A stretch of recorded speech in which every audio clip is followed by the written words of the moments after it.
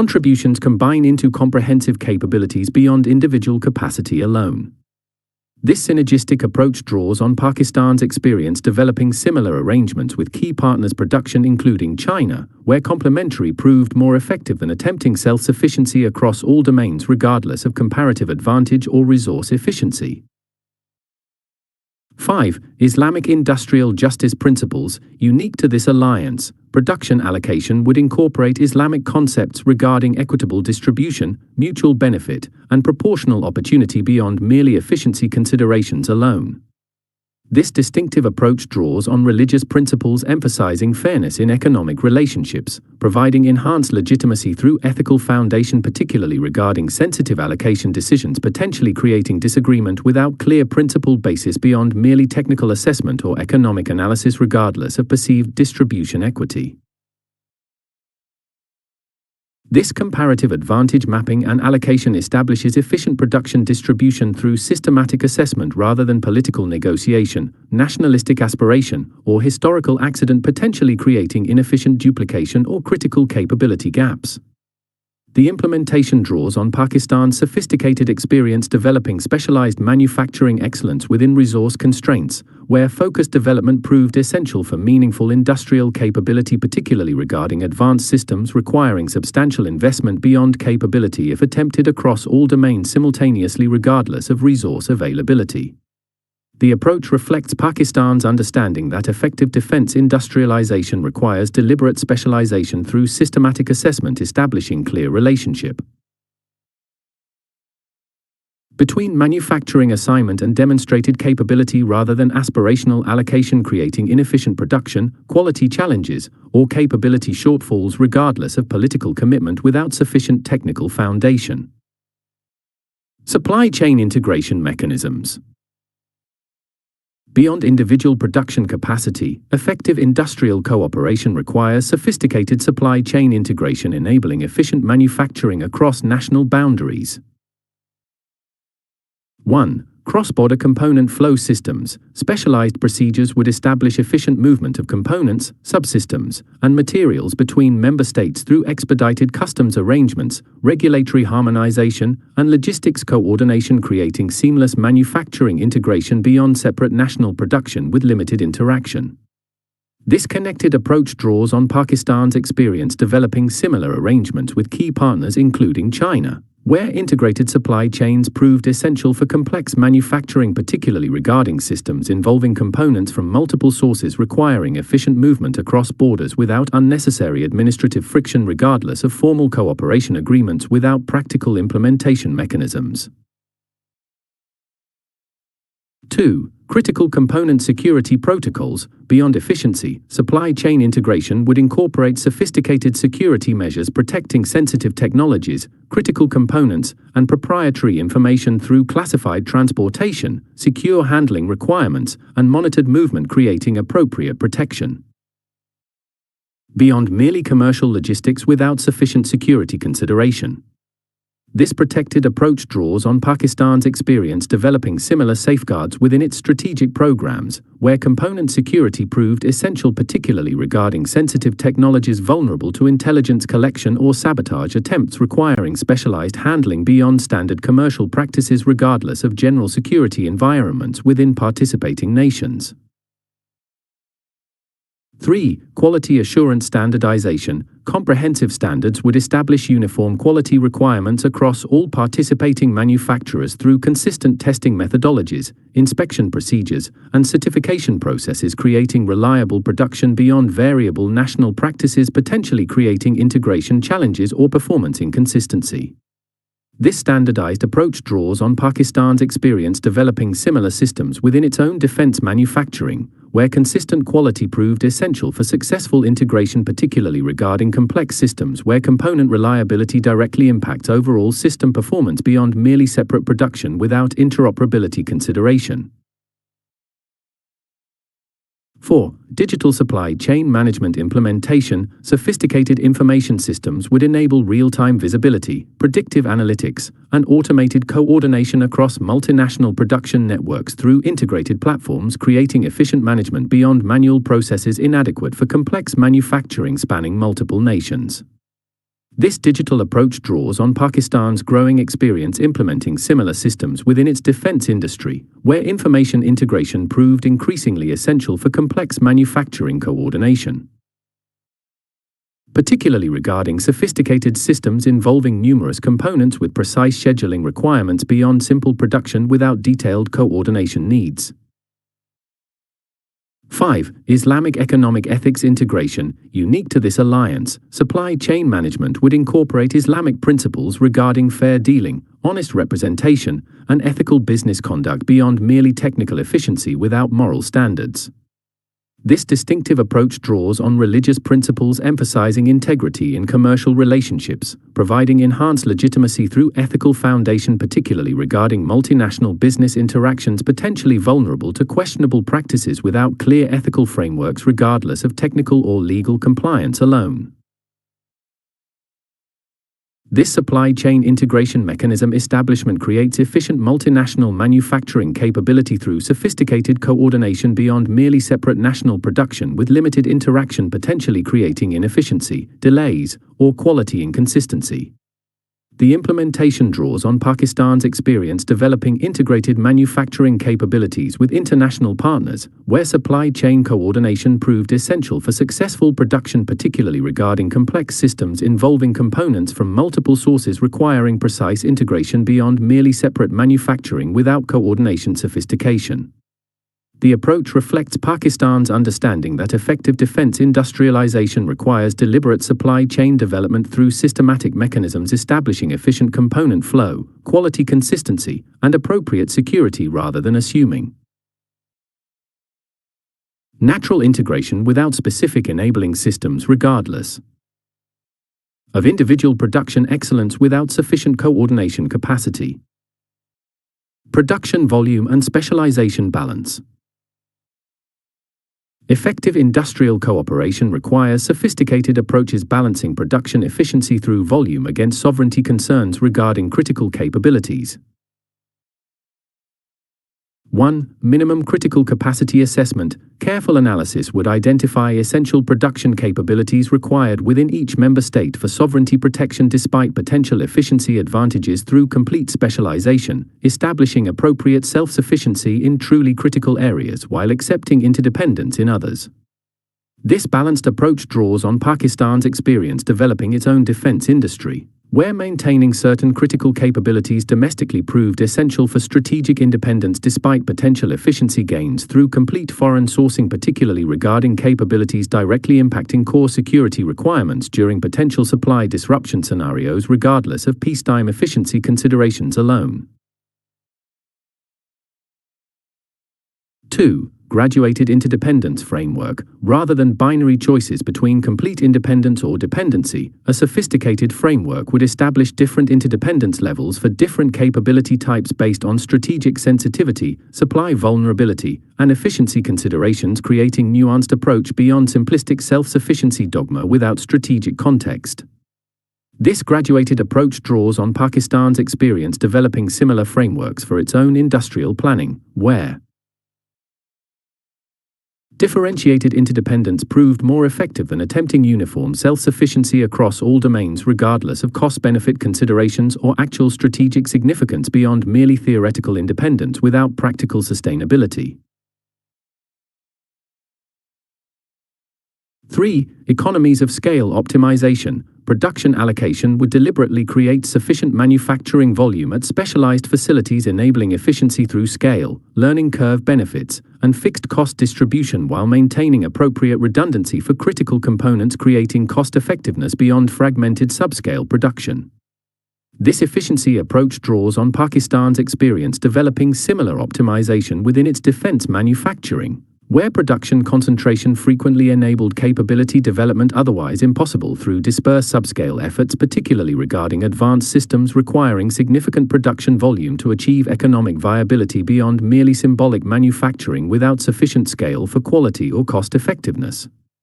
4. Strategic surge capacity distribution. Industrial planning would establish deliberately distributed surge capacity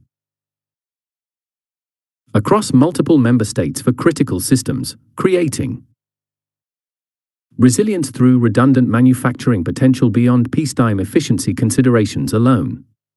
This resilience approach draws on Pakistan's experience developing similar capabilities within its own defense industry, where surge potential proved essential during crisis periods, particularly regarding munitions, spare parts, and consumable items, potentially experiencing dramatic demand increases during conflicts regardless of normal production requirements during peacetime conditions.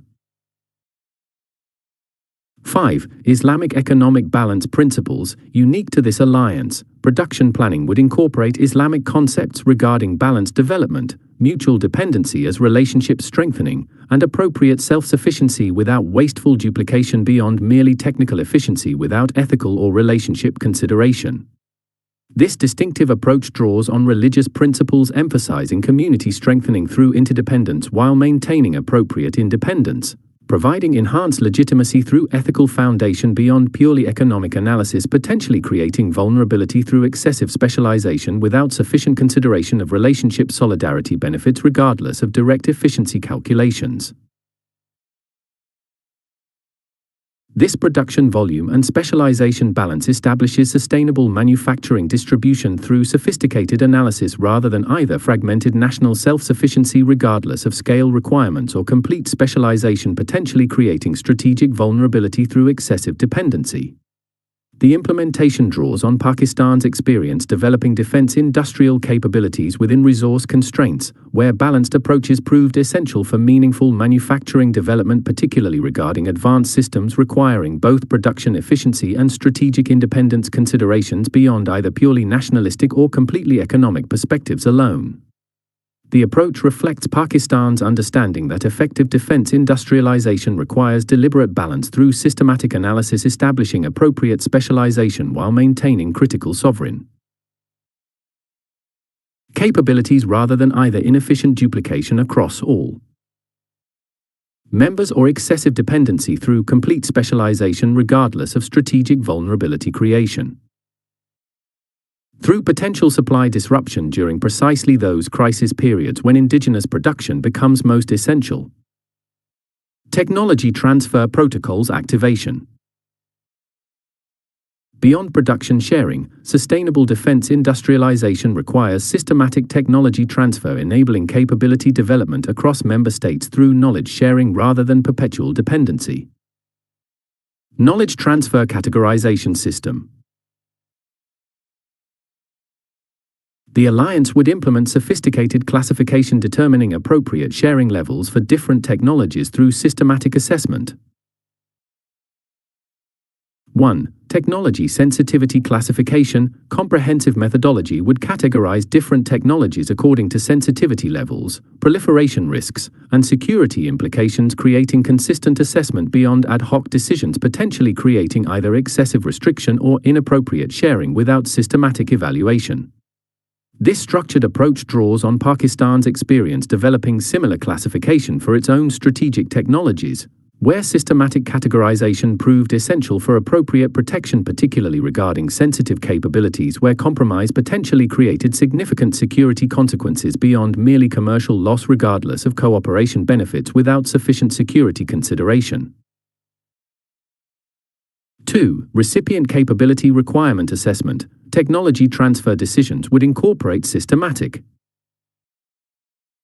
evaluation of recipient industrial infrastructure, workforce expertise, security systems, and absorption capacity, ensuring effective utilization beyond merely transfer without implementation capability regardless of political agreements. This capability-focused approach draws on Pakistan's experience with similar assessment in its own technology acquisition, where absorption capability proved essential for successful implementation, particularly regarding sophisticated technologies requiring significant industrial foundation, specialized expertise, and supporting infrastructure beyond merely equipment provision without ecosystem consideration. 3. Graduated access level implementation. Rather than binary approval or denial, transfer protocols would establish multiple sharing levels ranging from complete technology transfer with manufacturing rights to limited operational knowledge without production capability, creating nuanced approach beyond alornithing decisions, potentially creating either excessive restriction or inappropriate vulnerability. This graduated approach draws on Pakistan's experience developing similar frameworks for its own technology sharing, where differentiated access proved more effective than uniform decisions regardless of technology sensitivity or recipient relationship, particularly regarding complex systems with components spanning different sensitivity levels requiring varying protection beyond uniform classification regardless of specific element characteristics. 4. Strategic relationship integration. Transfer decisions would explicitly incorporate relationship factors including alliance role, historical reliability, and reciprocal sharing history alongside purely technical considerations, creating comprehensive assessment beyond merely capability evaluation without strategic context. This relationship approach draws on Pakistan's experience managing technology relationships with diverse partners, where strategic factors frequently proved as important as technical considerations for successful technology sharing, particularly regarding sensitive capabilities where trust directly impacts transfer willingness beyond merely formal agreements without relationship foundation regardless of technical assessment alone. 5. Islamic knowledge sharing principles. Unique to this alliance, transfer protocols would incorporate Islamic concepts regarding knowledge as trust, sharing obligation for community benefit, and ethical responsibility for appropriate use beyond merely technical or political considerations. This distinctive approach draws on religious principles emphasizing knowledge dissemination for righteous purposes while requiring responsible application, providing enhanced legitimacy through ethical foundation beyond purely strategic decision-making, potentially creating unnecessary restriction without sufficient consideration of Muslim Brotherhood obligations regardless of conventional strategic analysis alone. This knowledge transfer categorization system establishes appropriate technology sharing through sophisticated assessment rather than either excessive restriction, potentially undermining alliance industrial development, or inappropriate transfer, potentially creating security vulnerability through proliferation risks.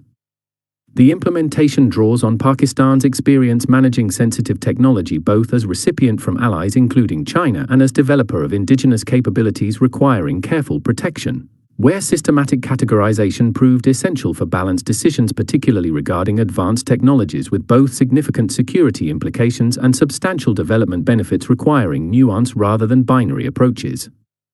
The approach reflects Pakistan's understanding that effective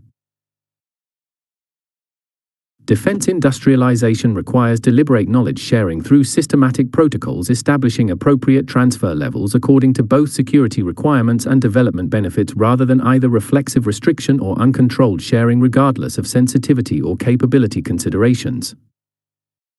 Transfer mechanism implementation. Beyond classification, effective technology transfer requires sophisticated implementation mechanisms enabling successful capability transmission beyond merely formal agreements without practical execution systems. 1. Technical documentation standardization. Comprehensive standards would establish consistent documentation requirements including design specifications, manufacturing processes, quality control procedures, and testing methodologies, creating effective knowledge capture beyond incomplete or inconsistent documentation, potentially creating implementation failure despite formal transfer approval. This standardized approach draws on Pakistan's experience developing similar requirements for its own technology acquisition, where documentation quality directly impacted implementation success, particularly regarding complex systems requiring precise manufacturing processes beyond merely general design information without sufficient detail for production replication regardless of formal transfer agreements without specific documentation standards. 2. Expert exchange program development. Formal mechanisms would enable specialist movement between facilities through structured assignment programs, training arrangements, and consultation frameworks, creating human knowledge transfer beyond merely documentation without implementation expertise. This personnel approach draws on Pakistan's experience utilizing similar exchanges for its own capability development, where expert interaction frequently proved essential for successful technology absorption, particularly regarding sophisticated manufacturing requiring tacit knowledge beyond merely documented instructions without experienced implementation guidance regardless of documentation quality alone. 3. Phased implementation methodology. Transfer programs would implement graduated capability development through sequential phases from simple component production through subsystem manufacturing to complete system integration, creating progressive development beyond overwhelming complete transfer, potentially creating implementation failure through excessive complexity. This methodical approach draws on Pakistan's experience developing similar progression for its own industrial capabilities, where phased development proved more successful than attempting immediate complete production, particularly regarding complex systems requiring multiple capability types developed through sequential mastery beyond merely ambitious targets without realistic development pathways, regardless of ultimate objectives without practical intermediate stages. For training system integration, comprehensive education programs would accompany technology transfer through structured curricula, hands-on instruction, and certification requirements, creating workforce capability beyond merely equipment or documentation without human expertise development. This integrated approach draws on Pakistan's experience developing similar programs for its own. Capability acquisition, where personnel development proved as important as physical technology, particularly regarding sophisticated systems requiring specialized skills beyond general industrial capability, regardless of facility quality or equipment provision, without specifically trained workforce, regardless of other resource provision. 5. Islamic technology ethics education. Unique to this alliance, transfer programs would incorporate ethical training regarding appropriate technology utilization, responsible application principles, and religious obligations alongside technical instruction, creating comprehensive development beyond merely capability without moral guidance. This distinctive approach draws on religious principles, emphasizing ethical responsibility in power application, providing enhanced legitimacy through moral foundation beyond purely technical training, potentially creating capability without sufficient ethical consideration regarding appropriate use, limitations regardless of technical excellence without moral framework. This transfer mechanism implementation establishes effective capability transmission through sophisticated systems beyond merely formal agreements without practical execution methods, potentially creating apparent transfer without actual capability. Development. The implementation draws on Pakistan's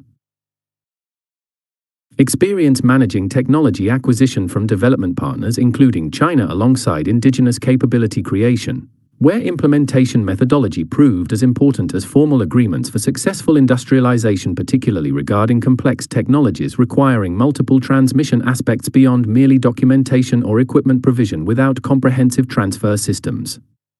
The approach reflects Pakistan's understanding that effective defense industrialization requires deliberate implementation through systematic mechanisms establishing practical capability development rather than merely political agreements without execution systems, regardless of formal arrangement, sophistication without practical implementation methodology. Reverse engineering frameworks and indigenization. Beyond direct transfer, sustainable industrial development requires capability to adapt and indigenize technologies through systematic approaches, enhancing self-reliance. 1. Legal reverse engineering protocol. Formal frameworks would establish legitimate adaptation parameters through structured methodologies, appropriate compensation systems, and improvement sharing arrangements, creating ethical technology indigenization beyond either prohibited development despite legitimate security requirements or uncompensated copying, potentially undermining future cooperation. This balanced approach draws on Pakistan's experience developing similar protocols within its own defense industry, where legitimate adaptation proved essential for capability development, particularly regarding systems where direct transfer faced restrictions despite critical security applications requiring systematic approaches beyond either development abandonment or unauthorized reproduction, regardless of legitimate defense requirements without appropriate methodology. 4. Ethical adaptation within appropriate parameters. 2. Performance-based specification development. Rather than direct copying, indigenization would emphasize performance requirement definition through systematic characteristic identification, operational parameter specification, and functional requirement development, creating innovative solutions beyond merely duplicating existing designs without improvement potential. This innovative approach draws on Pakistan's experience developing similar methodologies for its own defense requirements, where performance-based development frequently generated superior solutions compared with direct replication, particularly regarding systems requiring optimization for specific operational environments beyond merely generic designs without contextual adaptation regardless of original design quality without specific application customization. 3. Critical technology mastery programs. Systematic initiatives would develop fundamental technology understanding through basic science investment, manufacturing process development, and materials research, creating genuine knowledge foundation beyond merely surface-level reproduction without underlying principle comprehension. This depth approach draws on Pakistan's experience developing similar programs for its strategic systems, where fundamental understanding proved essential for genuine capability, particularly regarding sophisticated technologies where surface reproduction without principle comprehension created vulnerability through dependency on external expertise for adaptation, improvement, or problem resolution regardless of apparent manufacturing capability without underlying technology mastery.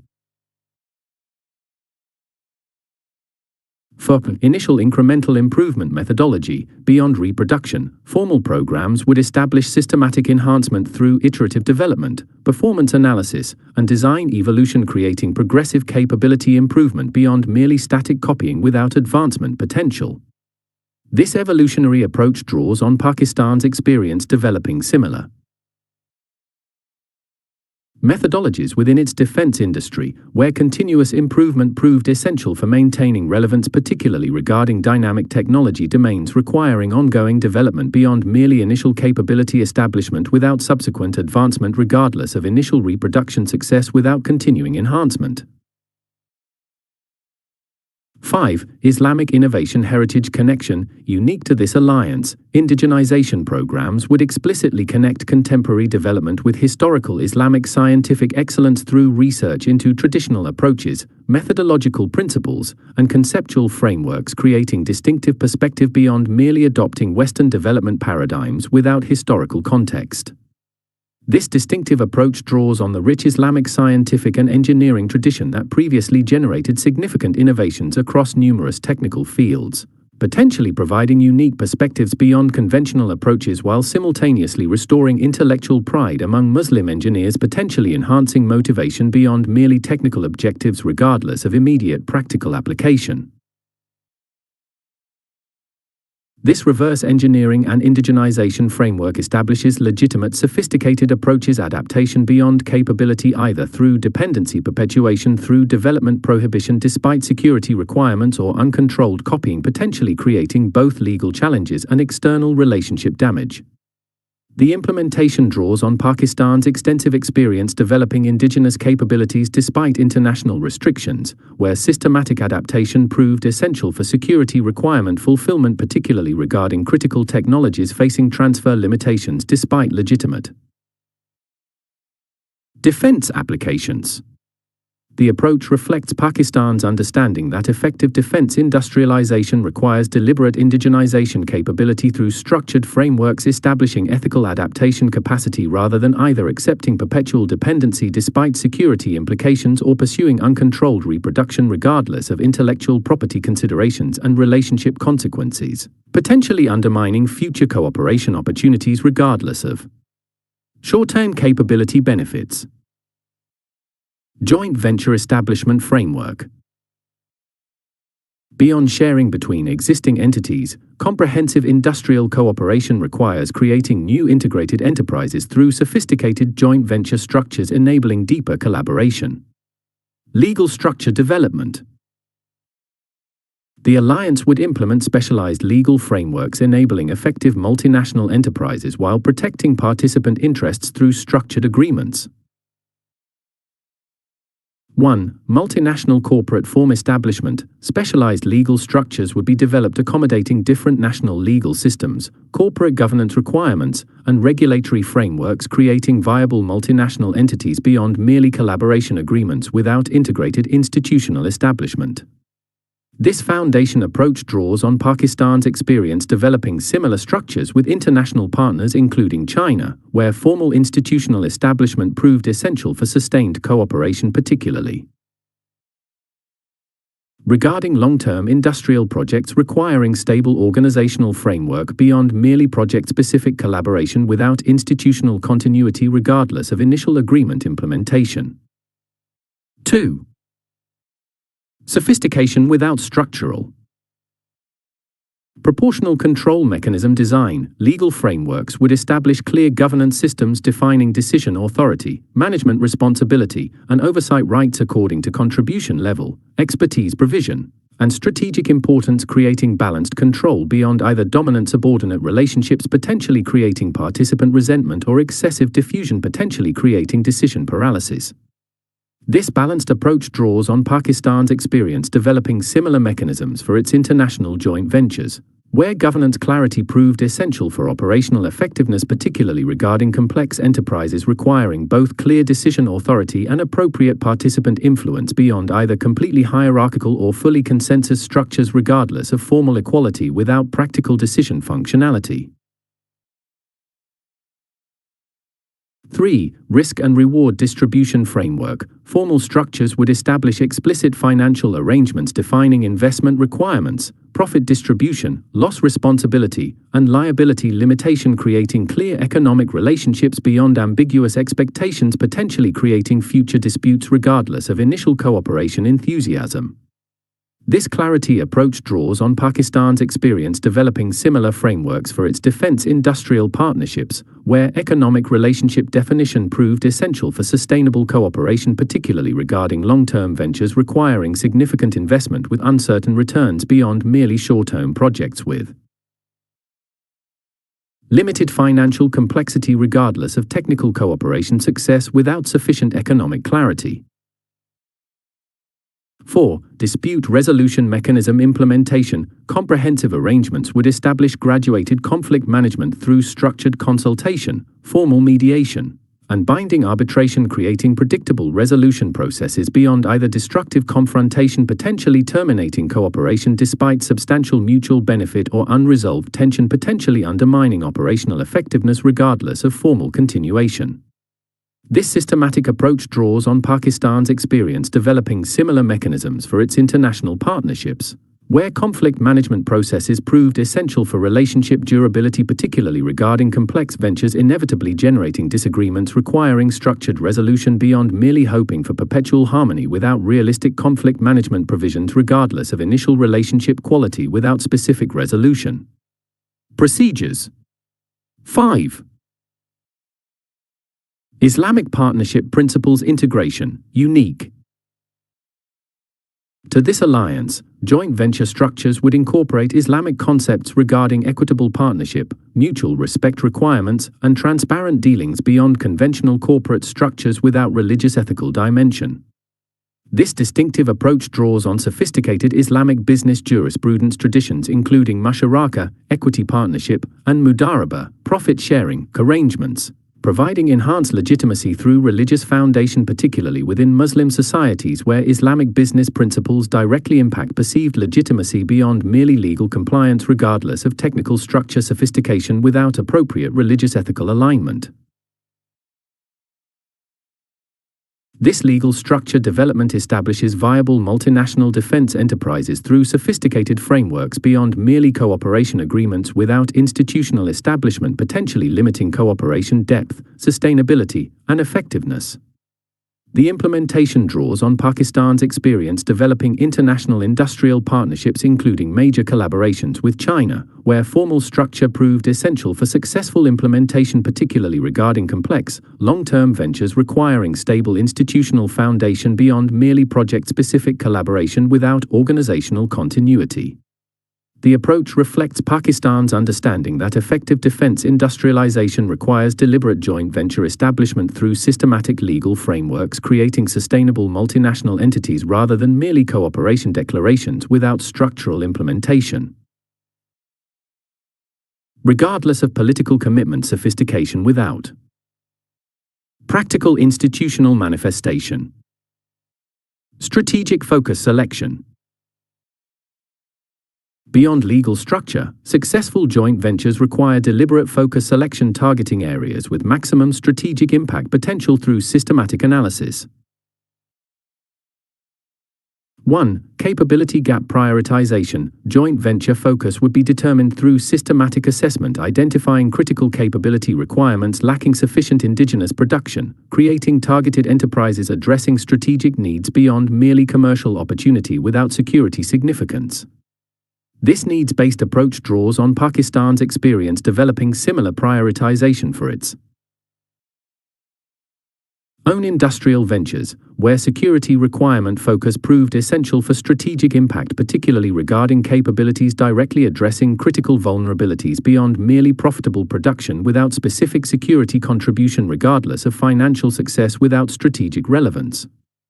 2. Mutual strength complementarity analysis. Enterprise focus would leverage differentiated partner capabilities through systematic assessment, identifying potential synergy where combined strengths create capabilities beyond individual possibility, establishing ventures with genuine collaboration value beyond merely symbolic partnership without substantive complementarity benefit.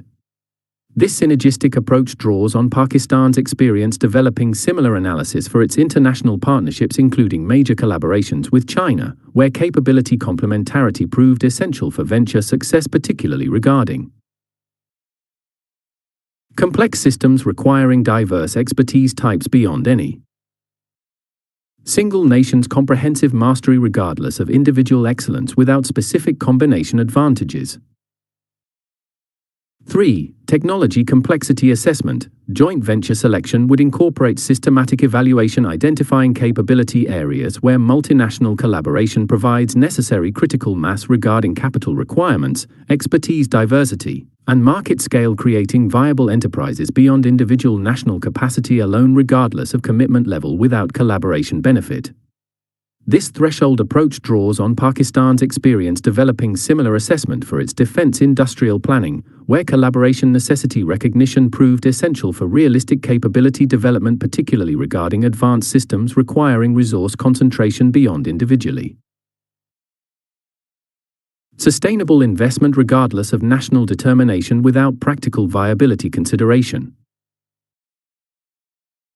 4. Long-term strategic evolution potential. Beyond immediate capability, focus selection would evaluate future development pathways through technology evolution assessment, application expansion potential, and derivative capability possibilities, creating enterprises with sustained relevance beyond merely current requirements without growth consideration.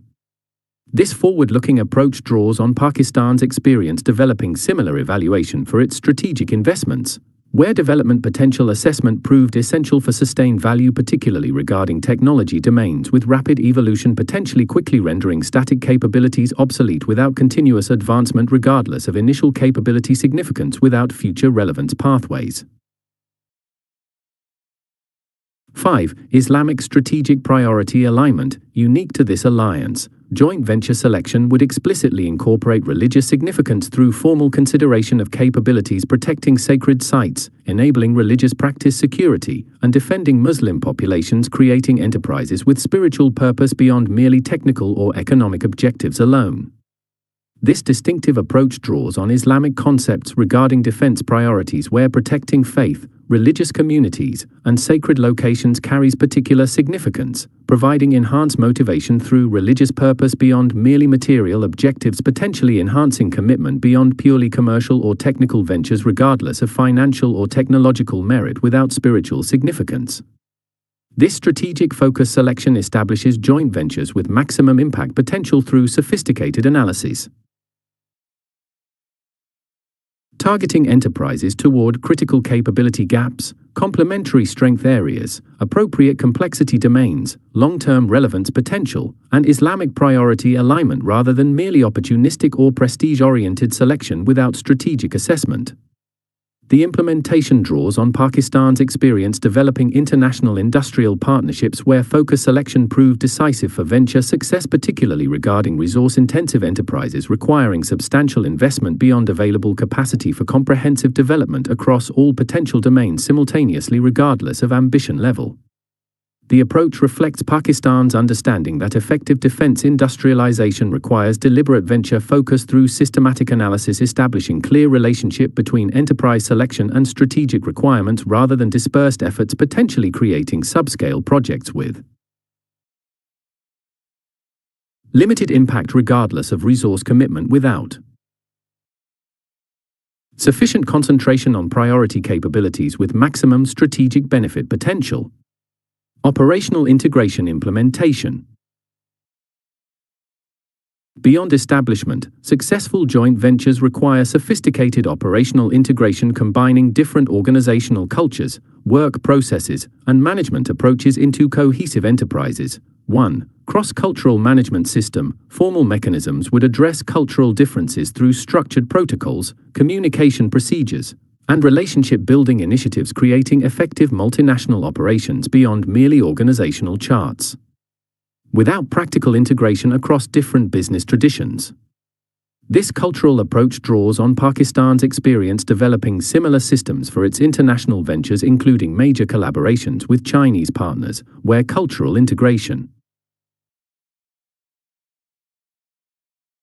proved essential for operational effectiveness, particularly regarding enterprises combining significantly different organizational traditions beyond merely formal structure. Without practical work culture integration, regardless of technical capability, without effective human interaction systems. 2. A knowledge management framework implementation. Sophisticated systems would facilitate information sharing, expertise transfer, and institutional learning through structured documentation, database development, and process capture, creating comprehensive capability beyond merely individual expertise vulnerable to personnel changes without systematic knowledge preservation. This institutional approach draws on Pakistan's experience developing similar frameworks within its defense organizations, where knowledge management proved essential for capability sustainability, particularly regarding complex technologies requiring extensive accumulated expertise beyond merely individual mastery. Without organizational retention, regardless of initial capability, without systematic preservation mechanisms. 3. Quality system harmonization. Comprehensive methodologies would establish consistent quality standards through integrated testing protocols, inspection procedures, and certification processes, creating uniform excellence beyond variable approaches, potentially creating inconsistent production despite unified organization. This standardized approach draws on Pakistan's experience developing similar harmonization within joint ventures, where quality consistency proved essential for successful production, particularly regarding sophisticated systems where component reliability directly impacts overall performance beyond merely separate standards. Without integrated quality assurance, regardless of individual excellence, without system-wide consistency. 4. Process integration methodology. Formal systems would align different work methodologies through process mapping, compatibility analysis, and best practice integration, creating efficient operations beyond merely adjacent activities without workflow integration across organizational boundaries. This connected approach draws on Pakistan's experience developing similar methodology within its own joint organizations, where process integration proved essential for operational efficiency, particularly regarding complex manufacturing involving multiple stages requiring seamless transition between different work centers beyond merely collocated but separately operating units, regardless of individual process excellence. Without integrated workflow development. 5. Islamic workplace ethics implementation. Unique to this alliance, operational integration would incorporate religious principles regarding workplace conduct, employee treatment, and ethical standards beyond merely technical procedures without moral foundation. This distinctive approach draws on Islamic concepts emphasizing justice in employment relationships, dignity in workplace interactions, and ethical constraints on business operations, providing enhanced legitimacy through religious foundation, particularly regarding enterprises operating within Muslim societies where Islamic principles directly impact organizational acceptance beyond merely technical performance, regardless of production efficiency. Without appropriate ethical alignment with religious values. This operational integration implementation establishes effectively functioning multinational enterprises through sophisticated systems addressing practical collaboration challenges beyond merely formal establishment without actual operational cohesion, potentially creating underperforming ventures despite legal framework completion. The implementation draws on Pakistan's experience developing international industrial partnerships, including major collaborations with Chinese organizations, where operational integration proved essential for venture success, particularly regarding enterprises combining significantly different organizational traditions requiring deliberate harmonization beyond merely structural unification without practical work process integration. The approach reflects Pakistan's understanding that effective defense industrialization requires deliberate operational integration through systematic mechanisms establishing cohesive multinational enterprises rather than merely adjacent operations under common legal structure regardless of formal unification without practical operational cohesion necessary for genuinely integrated manufacturing beyond merely collaborative but fundamentally separate activities. Export control harmonization. Sustainable defense industrialization requires sophisticated export controls balancing security protection against market access through coordinated multinational approaches rather than fragmented national systems. Common control standards development. The alliance would implement harmonized control systems ensuring consistent security protection across member states through unified approaches. 1. Unified sensitive technology classification. Comprehensive methodology would establish consistent categorization for sensitive technologies, manufacturing equipment, and technical data, creating common understanding beyond divergent national classifications, potentially creating either security gaps through inconsistent protection or unnecessary restriction through classification mismatch. This standardized approach draws on Pakistan's experience developing similar systems for its own export controls, where clear classification proved essential for effective implementation, particularly regarding dual-use technologies requiring nuanced evaluation beyond merely military-civilian binary categorization regardless of clear application without consideration of potential repurposing or technology extraction possibilities. 2. End-user harmonized verification procedures would system establish integration, consistent methodology for evaluating potential technology recipients through standardized due diligence requirements, information sharing protocols, and risk assessment frameworks, creating comprehensive evaluation beyond fragmented national approaches, potentially creating either security vulnerabilities through inconsistent verification or market restriction through duplicative requirements. This unified approach draws on Pakistan's experience developing similar systems within its own export control regime, where recipient verification proved essential for security protection, particularly regarding technologies with significant proliferation risk requiring sophisticated evaluation beyond merely formal end-user declarations without substantive validation regardless of documentation completeness without actual verification. 3. Proportional control implementation rather than uniform restrictions regardless of risk level. Harmonized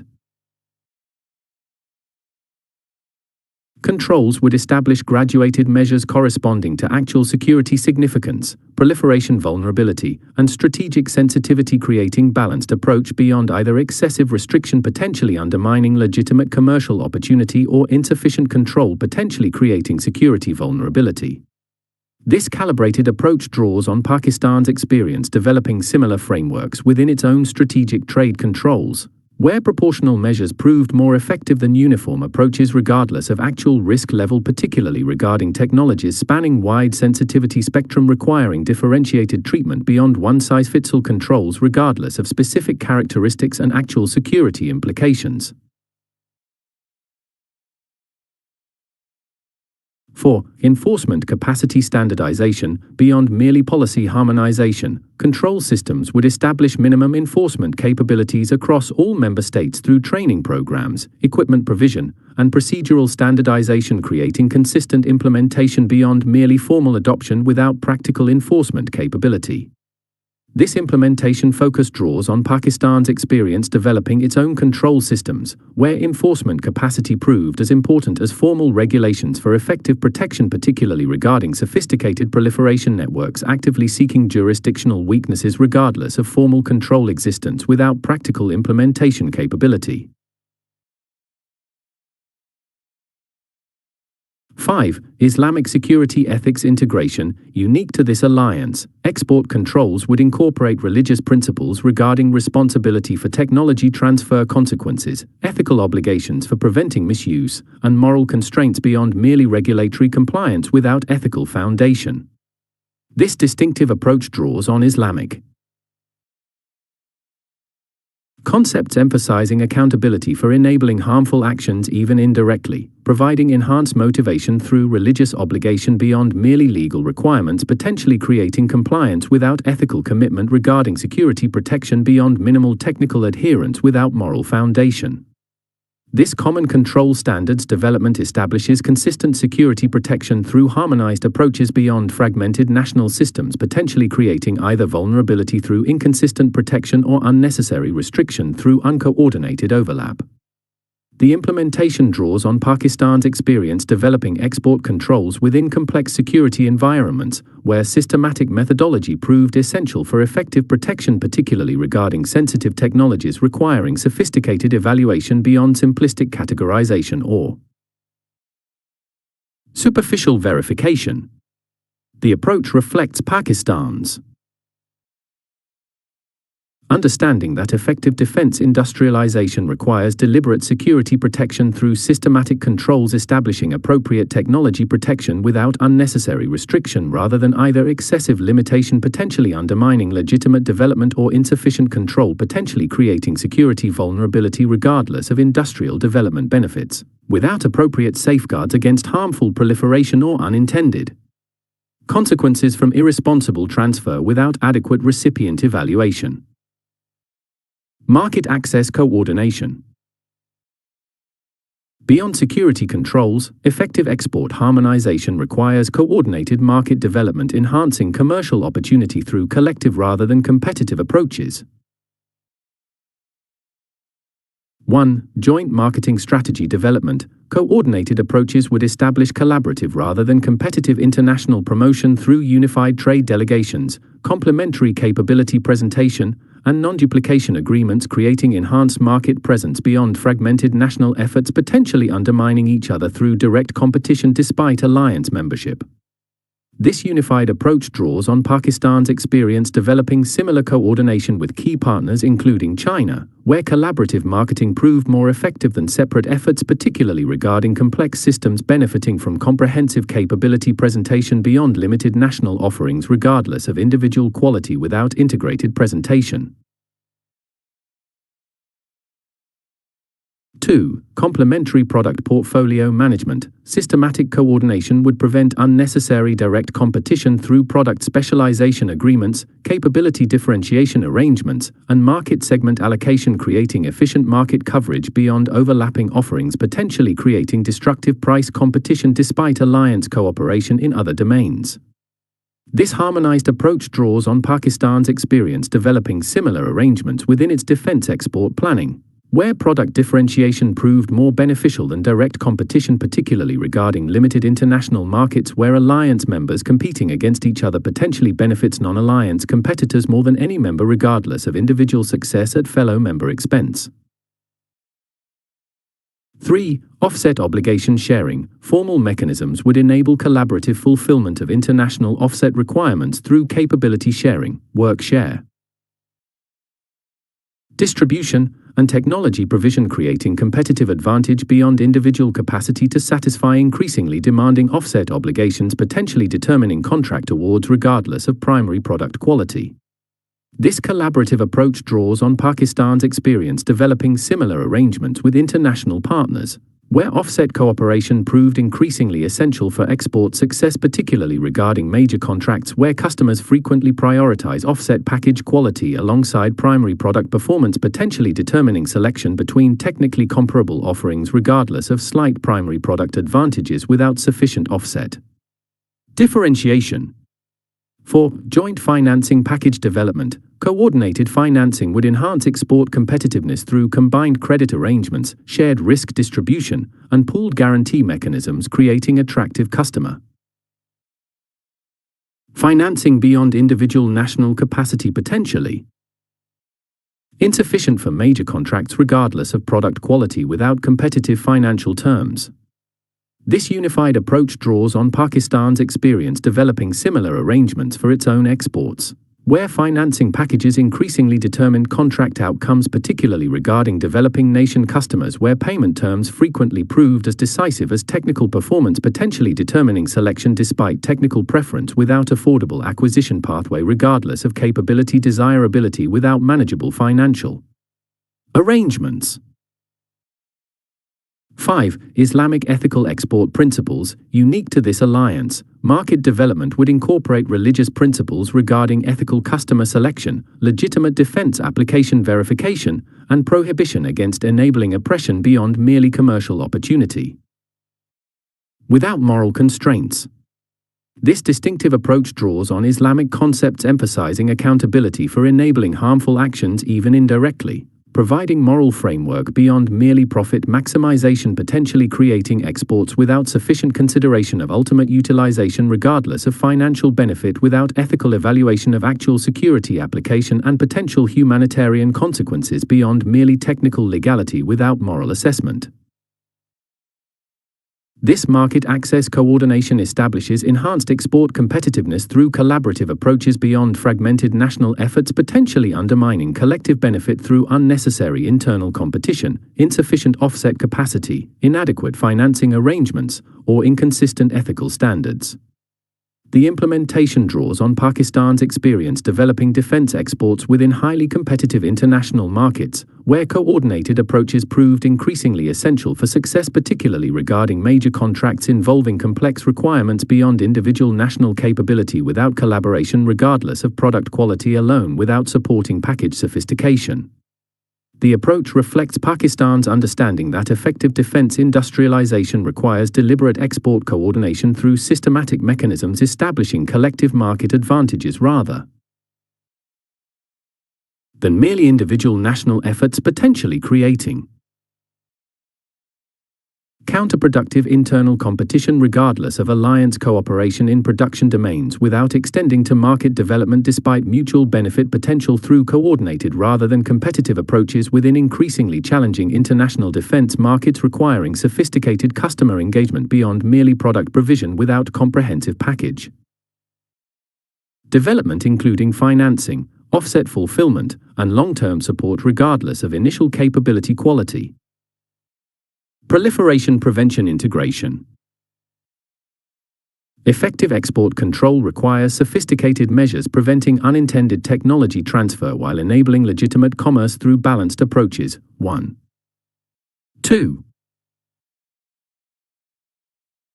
Catch-all control implementation. Beyond specific technology lists, comprehensive controls would establish authority for restricting unlisted items with potential sensitive applications through end-use focused evaluation, creating adaptive protection beyond merely enumerated technologies, potentially missing emerging concerns without continuous list revision.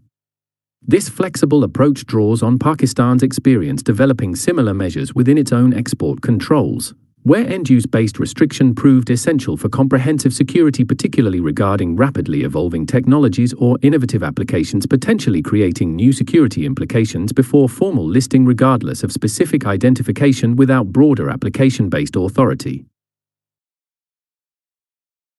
Transshipment monitoring system. Specialized measures would address indirect proliferation through systematic tracking, enhanced documentation requirements, and intelligence sharing regarding potential diversion pathways, creating comprehensive protection beyond merely direct export control without transfer path consideration.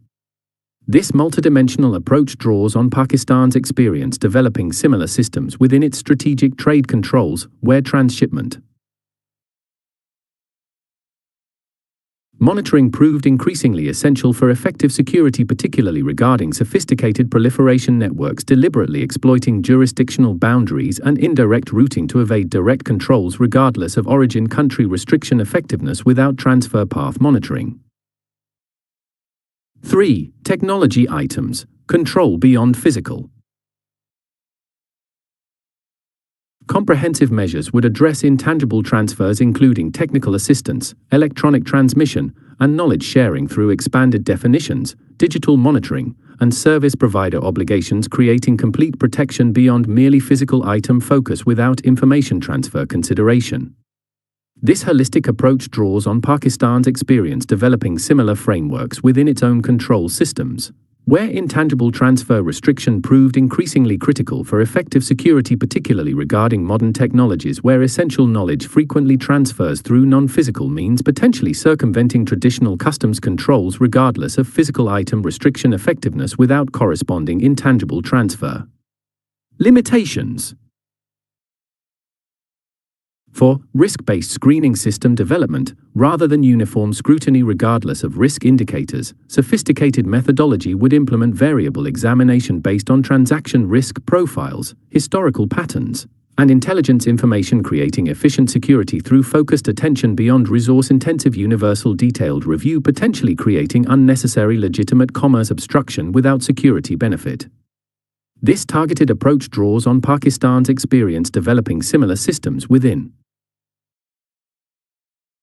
its own controls, where risk-based concentration proved essential for effective implementation, particularly regarding limited enforcement resources requiring strategic allocation toward highest concern transactions beyond uniform review regardless of obvious risk differentiation, potentially wasting resources on clearly legitimate transfers while providing insufficient attention to genuinely suspicious transactions. Chapter 82. Infrastructure. Development 4. Military mobility. And prepare against them whatever you are able of power, including steeds of war, to frighten thereby the enemy of Allah and your enemy. Quran 8 hours 60 minutes. The establishment of defense industrial cooperation creates essential manufacturing capabilities for the Muslim security architecture, yet production capacity alone cannot generate effective security without the infrastructure enabling force deployment, sustainment, and operational mobility. This chapter examines how the alliance would implement comprehensive infrastructure development supporting military mobility through strategic transportation networks, prepositioning sites, port and airfield improvements, fuel and logistics storage systems, and communications hardening. The Quranic injunction regarding steeds of war finds contemporary manifestation in mobility infrastructure, where modern transportation networks, logistics facilities, and supporting systems enable rapid force projection just as horses provided mobility in earlier eras. This chapter examines how Pakistan would lead the alliance's infrastructure development for military mobility, applying both Islamic principles of strategic preparation and modern engineering methodologies to create physical foundations addressing the Muslim world's critical security challenges through enhanced deployment capabilities rather than static defensive postures. Strategic enhancement. Transportation network.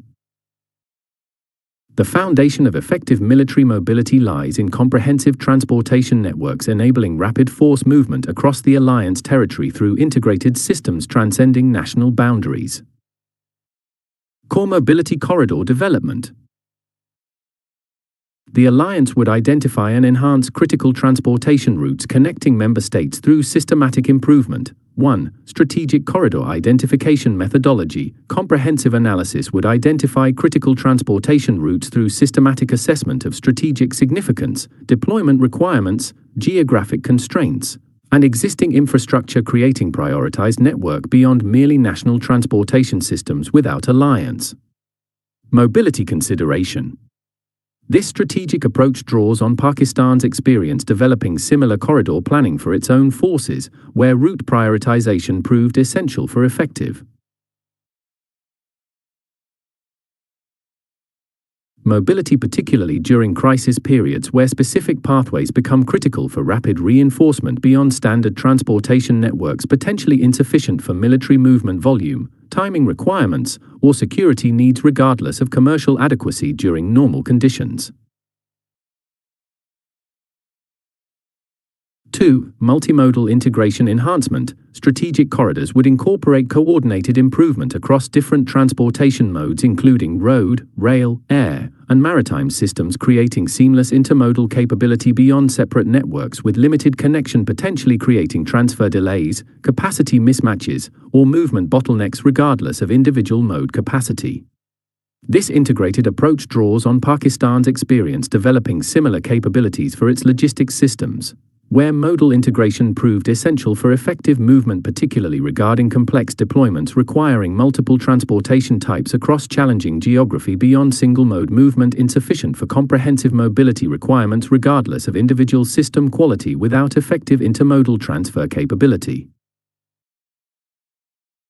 3. Cross-border transition streamlining. Special emphasis would address border crossing infrastructure through dedicated military transit facilities, expedited customs procedures, and pre-approved movement protocols, creating efficient international movement beyond standard border processes, potentially creating significant deployment delays despite adequate physical infrastructure on either side without corresponding procedural efficiency regardless of transportation.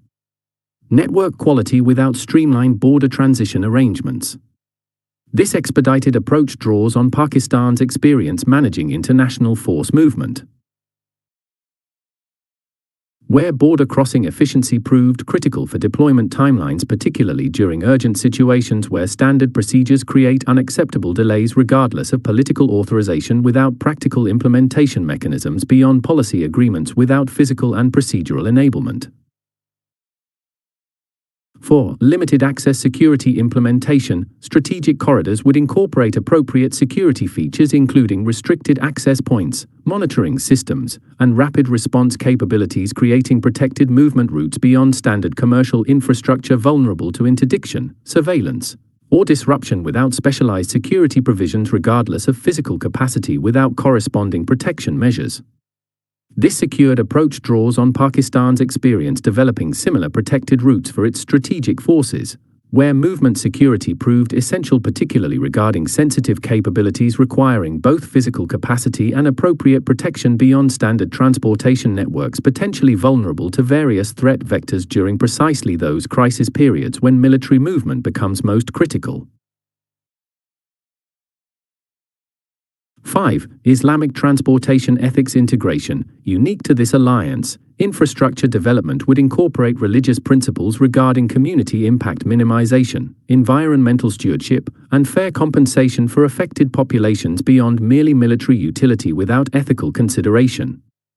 This distinctive approach draws on Islamic concepts emphasizing justice and harm avoidance, providing enhanced legitimacy through ethical foundation, particularly regarding projects potentially affecting civilian communities where acceptance frequently depends on perceived fairness beyond merely technical or military considerations, regardless of strategic significance without appropriate attention to population impacts and corresponding mitigation measures. This core mobility corridor development establishes the primary transportation network essential for alliance force movement through comprehensive enhancement addressing both physical capacity and enabling systems beyond merely existing commercial infrastructure potentially inadequate for military requirements. The implementation draws on Pakistan's experience developing strategic mobility capabilities within challenging geographical and resource environments, where systematic prioritization proved essential for effective enhancement, particularly when limited resources prevent comprehensive improvement across all potential routes, requiring focused development on most critical corridors. The approach reflects Pakistan's understanding that effective military mobility requires dedicated infrastructure through systematic development, establishing appropriate movement capability under crisis conditions rather than merely assuming commercial transportation adequacy, potentially creating critical vulnerabilities during precisely those high-tension situations when military deployment becomes most essential regardless of peacetime transportation sufficiency for normal movement requirements. Secondary network resilience enhancement.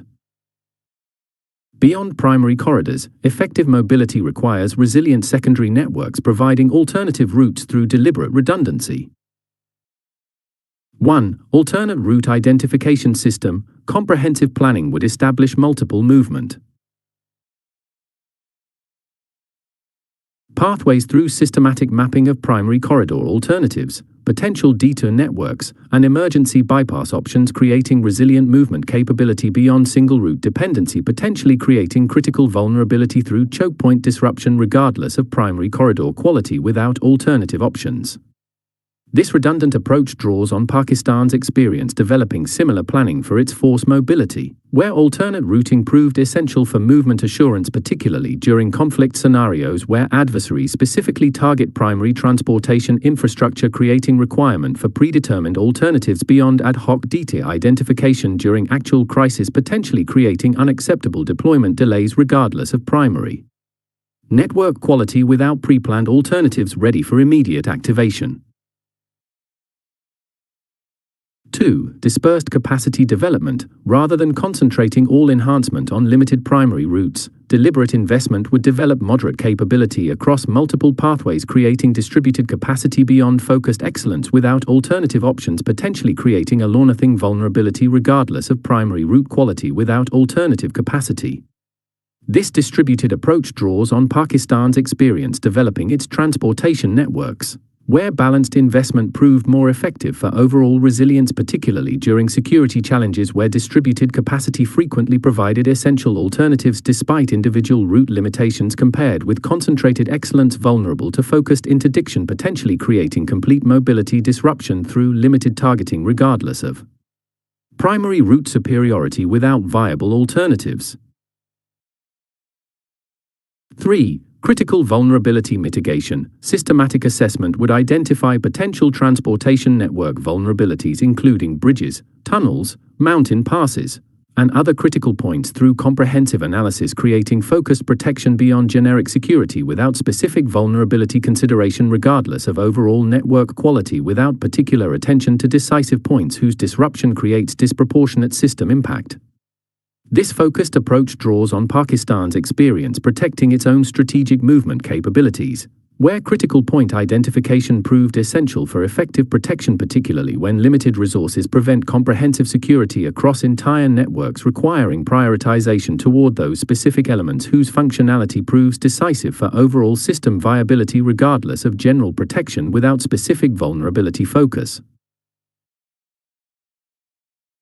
4. Civilian-military dual-use optimization. Infrastructure development would deliberately incorporate both military requirements and civilian benefits through design integration, capability sharing, and combined utilization, creating sustainable investment beyond purely military infrastructure, potentially creating either resource inefficiency through duplication or civilian resistance through exclusive military benefit without corresponding population advantages.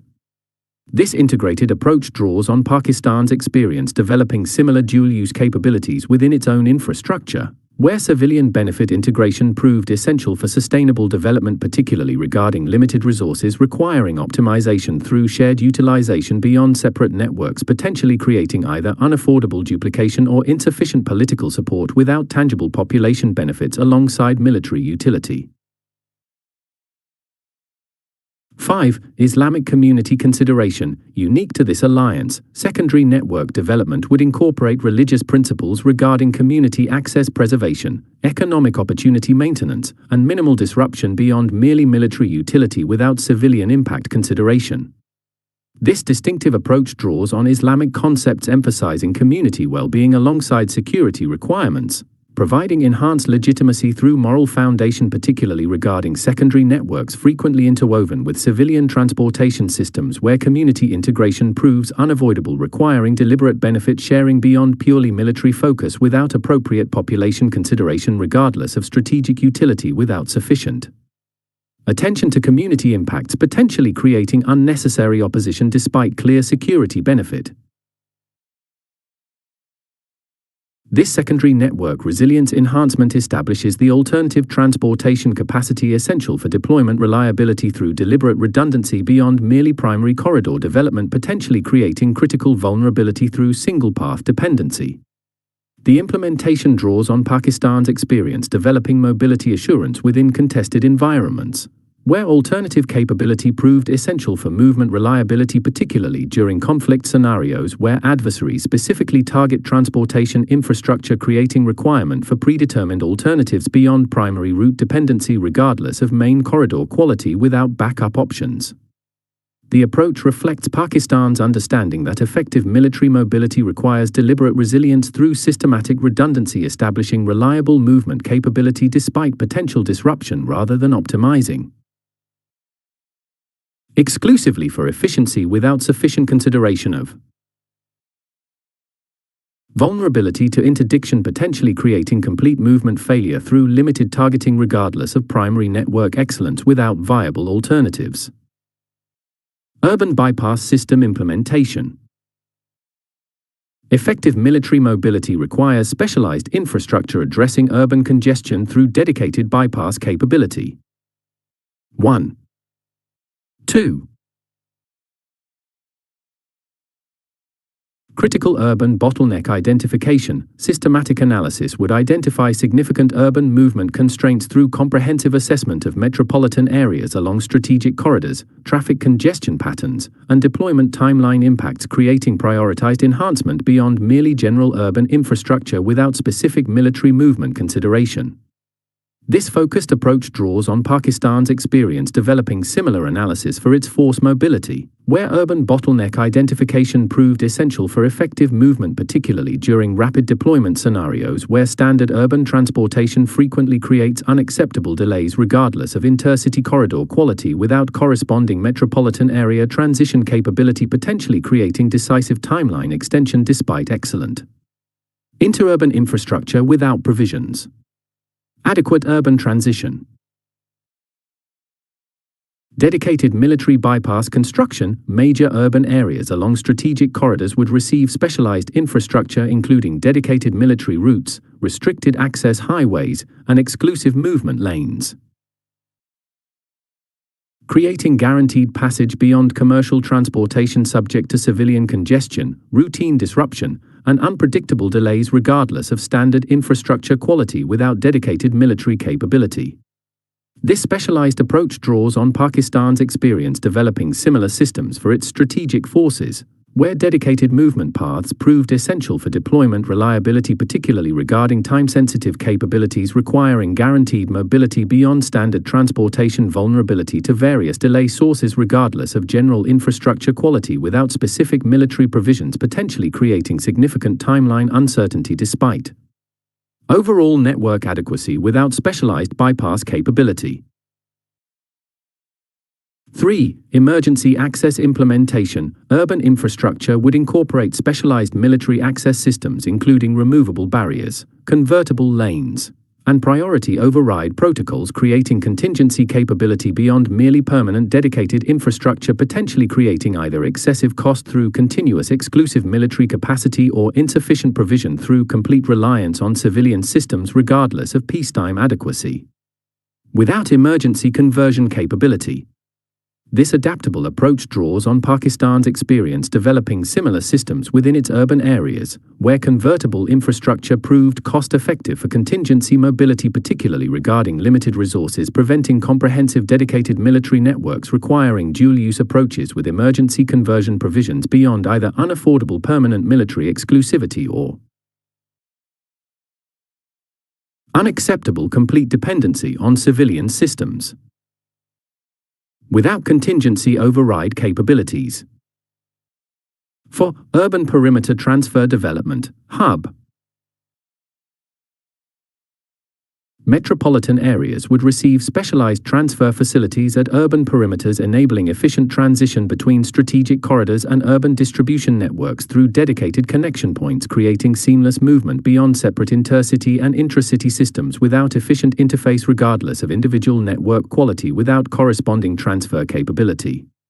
This connected approach draws on Pakistan's experience developing similar facilities for its logistics systems, where perimeter transfer proved essential for urban movement efficiency, particularly regarding military convoys requiring specialized handling beyond standard traffic integration without appropriate transition management, potentially creating significant delays despite adequate capacity within both connecting networks without effective interface between different system types. 5. Urban Islamic urban impact minimization. Unique to this alliance, infrastructure development would incorporate religious principles regarding neighborhood disruption minimization, community separation avoidance, and local consent beyond merely military efficiency without ethical consideration. This distinctive approach draws on Islamic concepts emphasizing community cohesion and harm prevention, providing enhanced legitimacy through moral foundation, particularly regarding urban projects potentially affecting established neighborhoods where acceptance frequently depends on perceived respect beyond merely technical or military considerations, regardless of strategic significance, without appropriate attention to social fabric impacts and corresponding consultation and mitigation measures. This urban bypass system implementation establishes the metropolitan area movement capability essential for effective deployment through specialized infrastructure addressing unique urban mobility challenges beyond merely intercity corridor development, potentially insufficient for comprehensive movement despite excellent rural network quality without corresponding urban transition capability. The implementation draws on Pakistan's experience developing force mobility within complex urban environments, where specialized approaches proved essential for movement assurance, particularly during time-sensitive deployments where standard urban transportation frequently creates unacceptable delays regardless of strategic corridor quality without urban-specific solutions. The approach reflects Pakistan's understanding that effective military mobility requires deliberate urban consideration through systematic bypass capability, establishing reliable metropolitan movement rather than focusing exclusively on intercity corridors without sufficient attention to urban transition, potentially creating decisive deployment delays through urban congestion despite excellent intercity infrastructure without corresponding metropolitan area movement provisions. Prepositioning sites establishment. Beyond transportation networks, effective mobility requires forward-positioned equipment and supplies, reducing deployment timelines through pre-distributed resources at strategic locations. Strategic location selection.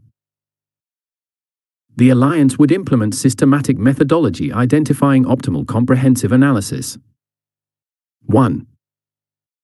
Prepositioning locations through geographic coverage optimization. Site selection would establish distributed prepositioning through systematic coverage analysis, identifying optimal locations based on response timelines, threatened region access, and deployment geometry, creating comprehensive reach beyond concentrated positioning, potentially creating excessive distance to certain regions regardless of individual site excellence without geographic distribution.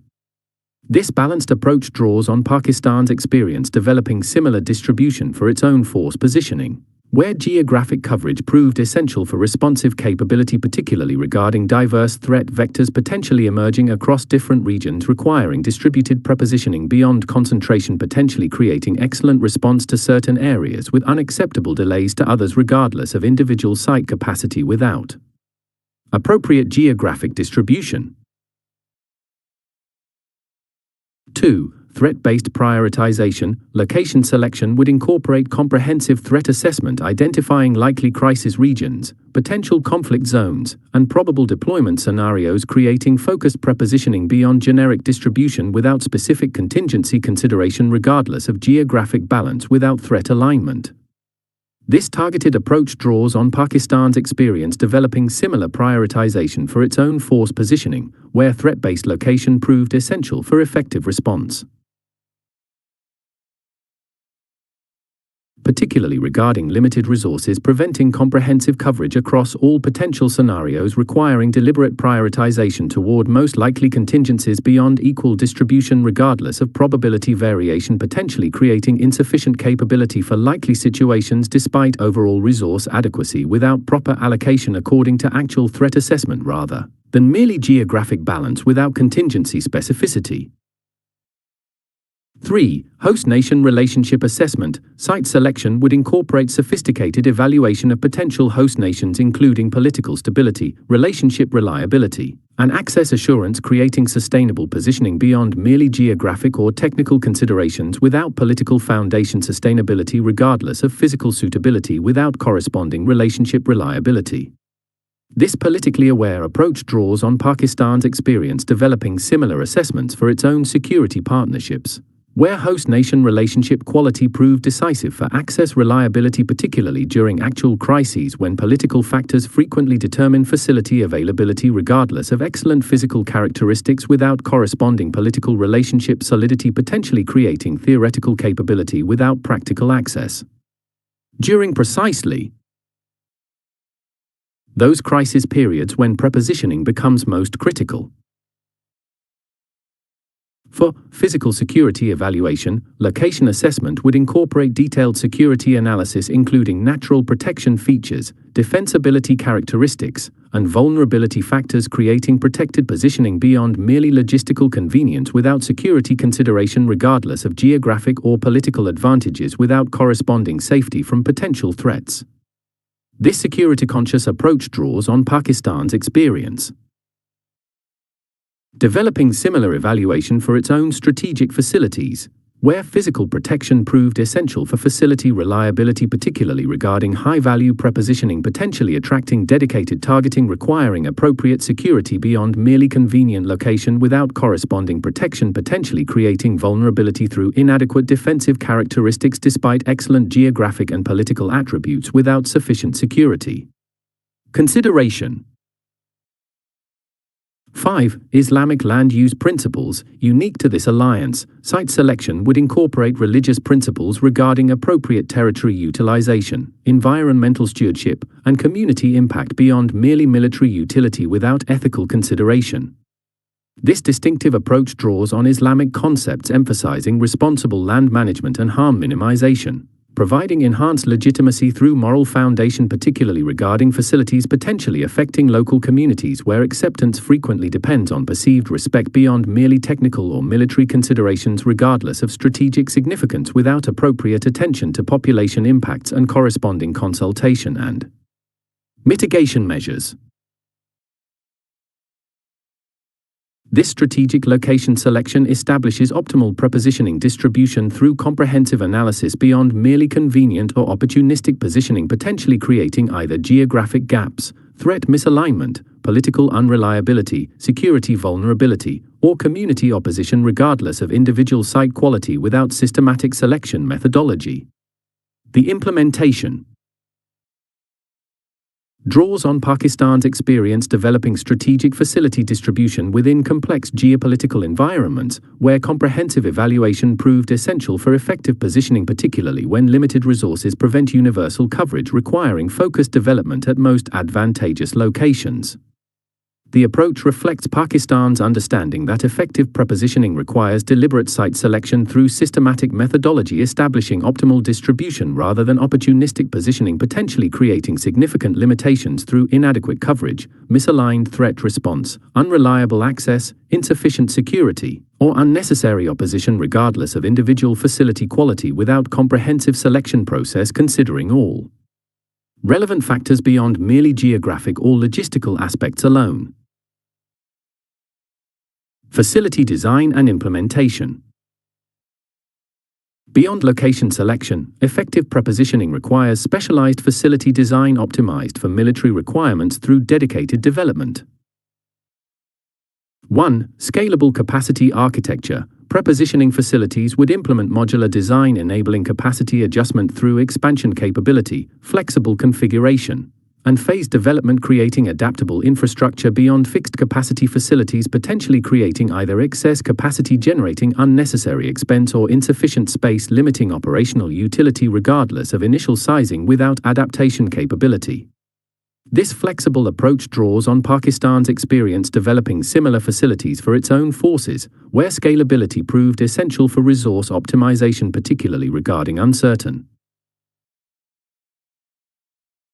future requirements potentially changing over facility lifespan beyond static design, potentially creating either wasted resources through permanent overcapacity or operational constraints through fixed limitation regardless of evolving needs without adjustment capability through deliberate architectural provision for potential expansion without complete redevelopment requirement. 2. Multi-domain support integration. Facility design would incorporate capabilities supporting different force types including land, air, naval, and special operations components through specialized storage, maintenance areas, and preparation spaces, creating comprehensive support beyond single domain focus, potentially limiting operational versatility regardless of individual capability excellence without cross-domain support. This integrated approach draws on Pakistan's experience developing similar facilities for its joint operations, where multi-domain capability proved essential for operational flexibility, particularly regarding combined operations requiring diverse force element support beyond separate facilities, potentially creating either excessive infrastructure duplication or capability gaps, preventing effective joint operations regardless of individual domain support excellence. Without integration across different force types through deliberate design incorporating various operational requirements within unified facilities optimized for diverse force element preparation and deployment. 3. Rapid distribution optimization. Infrastructure would emphasize efficient equipment issue through specialized layouts, automated systems, and streamlined processes, creating deployment speed beyond merely storage capability without corresponding distribution efficiency regardless of equipment quantity. Without rapid access and issue capability, this speed-focused approach draws on Pakistan's experience developing similar systems for its quick reaction forces, where distribution efficiency proved essential for deployment timeline reduction, particularly regarding time-sensitive operations where equipment access speed directly impacts overall response timelines beyond merely equipment availability. Without corresponding rapid distribution capability, potentially creating deployment delays despite adequate prepositioning through inefficient issue processes regardless of stored equipment quantity. Without optimized distribution systems specifically designed for rapid access, preparation, and issue during contingency activation. 4. Maintenance system integration. Facilities would incorporate comprehensive equipment preservation capabilities including climate control, preventive maintenance systems, and technical support infrastructure, creating sustained readiness beyond merely storage without condition preservation regardless of initial equipment quality. Without ongoing maintenance capability, this readiness-focused approach draws on Pakistan's experience developing similar systems for its own preposition capabilities, where maintenance integration proved essential for equipment reliability, particularly regarding complex systems requiring continuous attention beyond merely secure storage. Without technical support, potentially creating capability degradation through condition deterioration despite adequate quantity through insufficient preservation measures regardless of initial equipment quality. Without systematic maintenance provisions specifically designed for prolonged readiness maintenance, ensuring deployment capability when needed rather than theoretical availability undermined by actual condition deficiencies. 5. Islamic stewardship implementation. Unique to this alliance, facility development would incorporate religious principles regarding resource conservation, waste minimization, and environmental protection beyond merely military efficiency without ethical consideration. This distinctive approach draws on Islamic concepts emphasizing responsible resource management, providing enhanced legitimacy through moral foundation, particularly regarding large facilities with significant resource utilization where sustainability increasingly affects both operational costs and host community acceptance beyond merely functional considerations regardless of military utility. Without appropriate attention to stewardship responsibilities, potentially creating unnecessary resource consumption, environmental impact, or community opposition despite clear security benefits through insufficient attention to sustainability aspects, increasingly important for both operational economy and public perception. This facility design and implementation establishes effective prepositioning capabilities through specialized infrastructure beyond merely basic storage. Without operational optimization, potentially creating limitations through inflexible capacity, single domain restriction, slow distribution, inadequate maintenance, or excessive resource consumption regardless of equipment quantity. Without appropriate facility design, the implementation draws on Pakistan's experience developing military support infrastructure within resource constraints, where optimized design proved essential for capability effectiveness, particularly when limited funding prevents excessive capacity, requiring careful facility development maximizing operational utility per investment. The approach reflects Pakistan's understanding that effective prepositioning requires deliberate facility development through systematic design, establishing optimal functionality rather than generic warehousing potentially creating significant limitations through inadequate operational support, insufficient flexibility, or unsustainable resource utilization regardless of equipment quantity without specialized military facility design beyond commercial storage approaches inadequate for defense-specific requirements including rapid deployment support, long-term readiness maintenance, and multi-domain force enablement. Equipment selection and management. Effective prepositioning requires sophisticated approaches determining appropriate resources for forward positioning through systematic methodology. 1. Time-sensitive item prioritization. Equipment selection would emphasize capabilities requiring immediate availability through systematic analysis identifying deployment-critical items, time-sensitive systems, and essential enabling equipment creating focused prepositioning beyond either comprehensive storage potentially creating unnecessary expense for readily available items or arbitrary selection without timeline consideration regardless of storage capacity without priority methodology. This timeline-focused approach draws on Pakistan's experience developing similar prioritization for its own prepositioned capabilities, where deployment sequence analysis proved essential for resource optimization particularly regarding limited storage capacity requiring deliberate selection emphasizing items with greatest timeline impact beyond either excessive comprehensive storage potentially creating unnecessary expense through positioning. Items readily available through normal logistics or insufficient. Critical item availability creating deployment delays despite overall resource adequacy without proper allocation according to actual timeline impact rather than merely generic importance without deployment sequence specificity.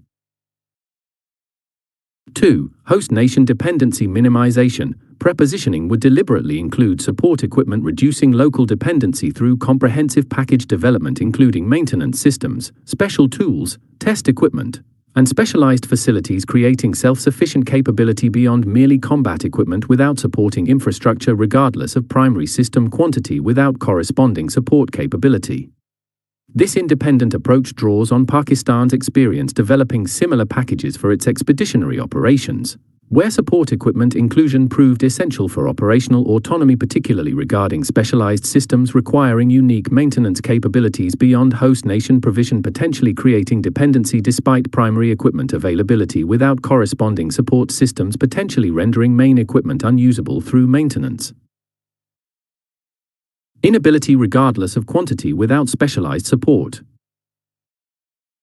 Package specifically designed for operational independence from local infrastructure potentially unavailable or inadequate during actual contingencies.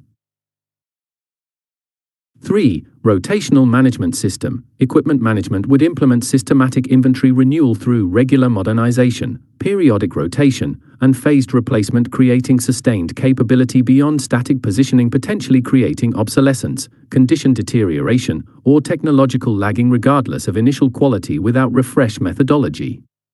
This dynamic approach draws on Pakistan's experience developing similar systems for its own strategic stockpiles, where rotational management proved essential for capability relevance particularly regarding technological evolution where significant advancement often occurs during extended prepositioning periods beyond initial positioning without update provisions potentially creating outdated capability despite adequate quantity through insufficient modernization regardless of original equipment quality without systematic refresh procedures specifically designed for continuous relevance maintenance ensuring deployment capability reflects current requirements and technology rather than merely historical standards increasingly inadequate as time progresses. For regional customization implementation, equipment packages would incorporate theater-specific requirements through environmental adaptation, regional threat response, and local condition optimization creating contextual capability beyond generic prepositioning without specific operational environment consideration regardless of equipment quality without regional customization. This tailored approach draws on Pakistan's experience developing similar customization for its various deployment regions, where environment-specific adaptation proved essential for operational effectiveness particularly regarding diverse conditions across different potential deployment areas beyond standardized packages potentially creating capability limitations through inadequate environmental suitability regardless of equipment quantity or general quality without specific Regional optimization through deliberate package customization addressing particular requirements, including climate conditions, terrain characteristics, threat specifics, and other regional factors directly impacting equipment effectiveness. 5. Islamic resource efficiency principles. Unique to this alliance, equipment management would incorporate religious principles regarding resource stewardship, waste avoidance, and appropriate sufficiency beyond merely military maximalism without ethical consideration. This distinctive approach draws on Islamic concepts emphasizing moderation and responsible resource utilization, providing enhanced legitimacy through moral foundation, particularly regarding potentially expensive prepositioning where cost-effectiveness increasingly affects both program sustainability and public acceptance beyond merely capability considerations regardless of military utility without appropriate attention to efficiency responsibilities, potentially creating unnecessary expenditure, excessive stockpiling, or wasteful practices despite clear security benefits through insufficient attention to stewardship aspects increasingly important for both program sustainability and religious alignment. This equipment selection and management establishes effective prepositioning content through sophisticated methodology beyond merely standard inventory without operational optimization, potentially creating limitations through timeline misalignment, support dependency, capability obsolescence, environmental unsuitability, or resource inefficiency regardless of quantity without appropriate selection and management systems. The implementation draws on Pakistan's experience developing prepositioned capabilities within resource constraints, where optimized content proved essential for operational effectiveness, particularly when limited funding prevents comprehensive stockpiling requiring careful equipment selection maximizing deployment impact per investment. The approach reflects Pakistan's understanding that effective prepositioning requires deliberate content determination through systematic methodology establishing optimal inventory rather than generic stockpiling, potentially creating significant limitations through timeline misalignment, support gaps, technological lag, environmental mismatch, or unsustainable resource utilization regardless of quantity without specialized selection methodology beyond standard inventory approaches inadequate for prepositioning specific requirements including deployment sequence optimization, support independence, continuous relevance maintenance, and regional customization. Port and Airfield Improvement Program. Beyond land transportation and prepositioning, effective mobility requires enhanced maritime and air facilities supporting strategic infrastructure. Deployment. Strategic port enhancement. Through specialized. The alliance would implement comprehensive port improvement enabling maritime deployment through specialized capability development. 1. Military loading capacity enhancement. Key ports would receive specialized infrastructure including heavy lift cranes, reinforced piers, roll-on roll-off facilities, and military vehicle handling equipment, creating dedicated deployment capability beyond commercial capacity potentially inadequate for defense-specific requirements including oversized equipment, armored vehicles, and concentrated surge operations regardless of general commercial capability without military-specific enhancements. This specialized approach draws on Pakistan's experience developing similar capabilities for its strategic ports including Gwadar and Karachi, where military-specific infrastructure proved essential for defense operations, particularly regarding heavy equipment, surge requirements, and specialized handling beyond standard commercial capacity, potentially creating deployment bottlenecks despite overall port development without defense-specific enhancements addressing unique military loading requirements including weight capacity, simultaneous processing volume, specialized vehicle handling, and security provisions beyond typical commercial standards regardless of general port quality. 2. Dispersed capability development. Port enhancement would implement distributed improvement across multiple facilities through network-based planning, regional distribution, and redundant capability development, creating resilient maritime access beyond concentration, potentially creating vulnerable dependency regardless of individual port excellence without alternative options. This distributed approach draws on Pakistan's experience developing multiple maritime access points, where capability distribution proved essential for access assurance, particularly during contingencies where specific facilities might become unavailable or constrained through various factors including enemy action, commercial congestion, or natural events beyond single port dependency, potentially creating critical vulnerability through focused interdiction regardless of primary port superiority without viable alternatives specifically developed for military contingency use, providing guaranteed maritime access despite individual facility limitations or unavailability. 3. Expeditionary facility capability. Beyond fixed infrastructure, enhancement would include mobile port systems through specialized equipment, deployable capabilities, and temporary facility packages, creating contingency options beyond permanent facilities potentially unavailable in certain deployment regions regardless of home territory. Port excellence without expeditionary capability.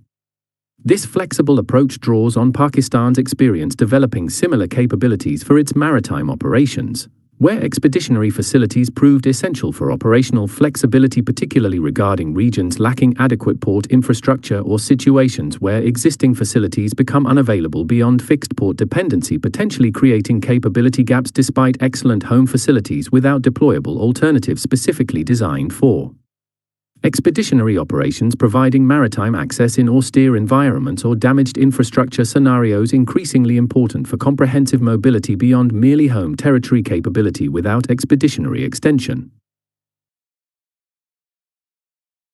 4. Security system integration. Port enhancement would incorporate comprehensive protection through restricted access systems, surveillance networks, underwater security measures, and defense capabilities, creating secure maritime deployment beyond merely commercial security, potentially inadequate for military operations regardless of loading efficiency without corresponding protection.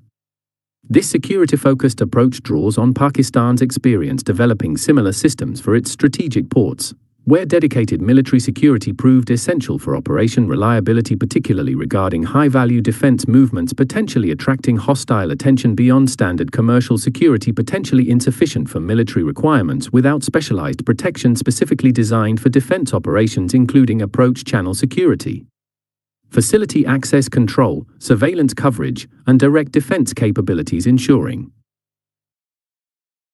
both infrastructure and vessel protection during critical military movements. 5. Islamic environmental stewardship. Unique to this alliance, port development would incorporate religious principles regarding marine ecosystem protection, pollution prevention, and coastal community respect beyond merely military efficiency without ethical consideration. This distinctive approach draws on Islamic concepts emphasizing environmental responsibility, providing enhanced legitimacy through moral foundation, particularly regarding coastal infrastructure potentially affecting both natural systems and traditional communities, where acceptance increasingly depends on perceived environmental respect beyond merely technical or military considerations, regardless of strategic significance, without appropriate attention to ecological impacts and corresponding mitigation measures, increasingly important for both regulatory compliance and public acceptance beyond merely functional considerations. Capability without sustainability. This strategic port enhancement establishes the maritime deployment capability essential for comprehensive mobility through specialized infrastructure addressing defense-specific requirements beyond merely commercial port development, potentially inadequate for military operations despite general capacity without specific defense enhancements. The implementation draws on Pakistan's experience developing maritime military capabilities within both established ports and new developments, including Gwadar, where defense-specific requirements proved essential for operational effectiveness, particularly regarding specialized military movements beyond standard commercial handling capability regardless of general port capacity without specific military enhancements. The approach reflects Pakistan's understanding that effective defense mobility requires deliberate port development through systematic enhancement, establishing appropriate maritime deployment capability rather than merely relying on commercial infrastructure, potentially creating significant limitations through handling restrictions, concentration vulnerability, regional gaps, security inadequacy, or environmental controversy regardless of general port quality without defense-specific development addressing unique military requirements including heavy capacity, surge handling, geographical distribution, operational security, and sustainable development. Increasingly important for both capability effectiveness and regional acceptance. Military airfield network development. Effective mobility requires comprehensive air transport capability through enhanced airfield infrastructure supporting deployment operations. 1. Strategic airlift capacity enhancement. Key airfields would receive specialized infrastructure including reinforced runways, extended taxiways, expanded parking aprons, and heavy lift handling equipment, creating large aircraft capability beyond standard commercial facilities potentially inadequate for strategic military transport including C-17, Illinois 76, and similar heavy lift platforms regardless of general aviation capacity without specific military-grade enhancement. This heavy capacity approach draws on Pakistan's experience developing similar capabilities for its strategic airfields, where military-specific infrastructure proved essential for defense airlift operations, particularly regarding large transport aircraft requirements beyond standard commercial aviation infrastructure, potentially creating deployment bottlenecks despite overall airport development without defense-specific enhancements addressing unique military aircraft requirements. Including weight-bearing capacity, parking dimensions, fuel volume, and cargo handling capabilities beyond typical commercial standards regardless of general aviation quality. 2. Dispersed airfield distribution. Rather than concentration at limited facilities, enhancement would implement distributed capability across multiple airfields through network-based planning, regional distribution, and redundant capacity development, creating resilient air access beyond centralization, potentially creating vulnerable dependency regardless of individual airfield excellence without alternative options. This distributed approach draws on Pakistan's experience developing multiple air mobility points, where capability distribution proved essential for access assurance, particularly during contingencies where specific facilities might become unavailable or constrained through various factors including enemy action, commercial congestion, or weather limitations beyond single airfield dependency, potentially creating critical vulnerability through focused interdiction regardless of primary facility superiority. Without viable alternatives specifically developed for military contingency use, providing guaranteed air access despite individual facility limitations or unavailability. 3. Austere airfield capability implementation. Beyond conventional infrastructure, enhancement would include expeditionary airfield systems through deployable capabilities, minimal operation equipment, and temporary facility packages, creating contingency options beyond permanent facilities potentially unavailable in certain deployment regions regardless of home territory airfield excellence without expeditionary capability. This flexible approach draws on Pakistan's experience developing similar capabilities for its air operations, where austere airfield operations proved essential for operational flexibility, particularly regarding regions lacking adequate air infrastructure or situations where existing facilities become unavailable beyond fixed airfield dependency, potentially creating capability gaps despite excellent home facilities without deployable alternatives specifically designed for expeditionary operations, providing air access in undeveloped regions or damaged infrastructure. Scenarios increasingly important for comprehensive mobility beyond merely home territory capability without expeditionary extension. For 24-hour operation enhancement, airfield development would emphasize all-weather, day-night capability through advanced lighting systems, instrument landing capabilities, and weather-resilient infrastructure, creating continuous operation potential beyond daylight or fair weather limitation, potentially creating significant deployment constraints regardless of other facility capabilities without continuous operation capacity. This all-condition approach draws on Pakistan's experience developing similar capabilities for its key airfields, where 24-hour operation proved essential for deployment tempo, particularly during crisis situations requiring continuous movement beyond daylight or weather constraints, potentially creating unacceptable deployment delays despite other infrastructure excellence without continuous operation capability specifically designed for military movement requirements. Where operational timelines frequently demand uninterrupted capability regardless of visibility conditions, time of day, or weather situations, potentially limiting commercial aviation but unacceptable for crisis deployment operations. 5. Islamic community consideration. Unique to this alliance, airfield development would incorporate religious principles regarding noise impact minimization, local disruption mitigation, and community consultation beyond merely military efficiency without ethical consideration. This distinctive approach draws on Islamic concepts emphasizing neighbor rights and harm prevention, providing enhanced legitimacy through moral foundation, particularly regarding airfield infrastructure potentially affecting surrounding communities where acceptance increasingly depends on perceived respect beyond merely technical or military considerations regardless of strategic significance without appropriate attention to community impacts and corresponding mitigation. Measures increasingly important for both operational sustainability and public acceptance beyond merely functional capability without community relationship considerations.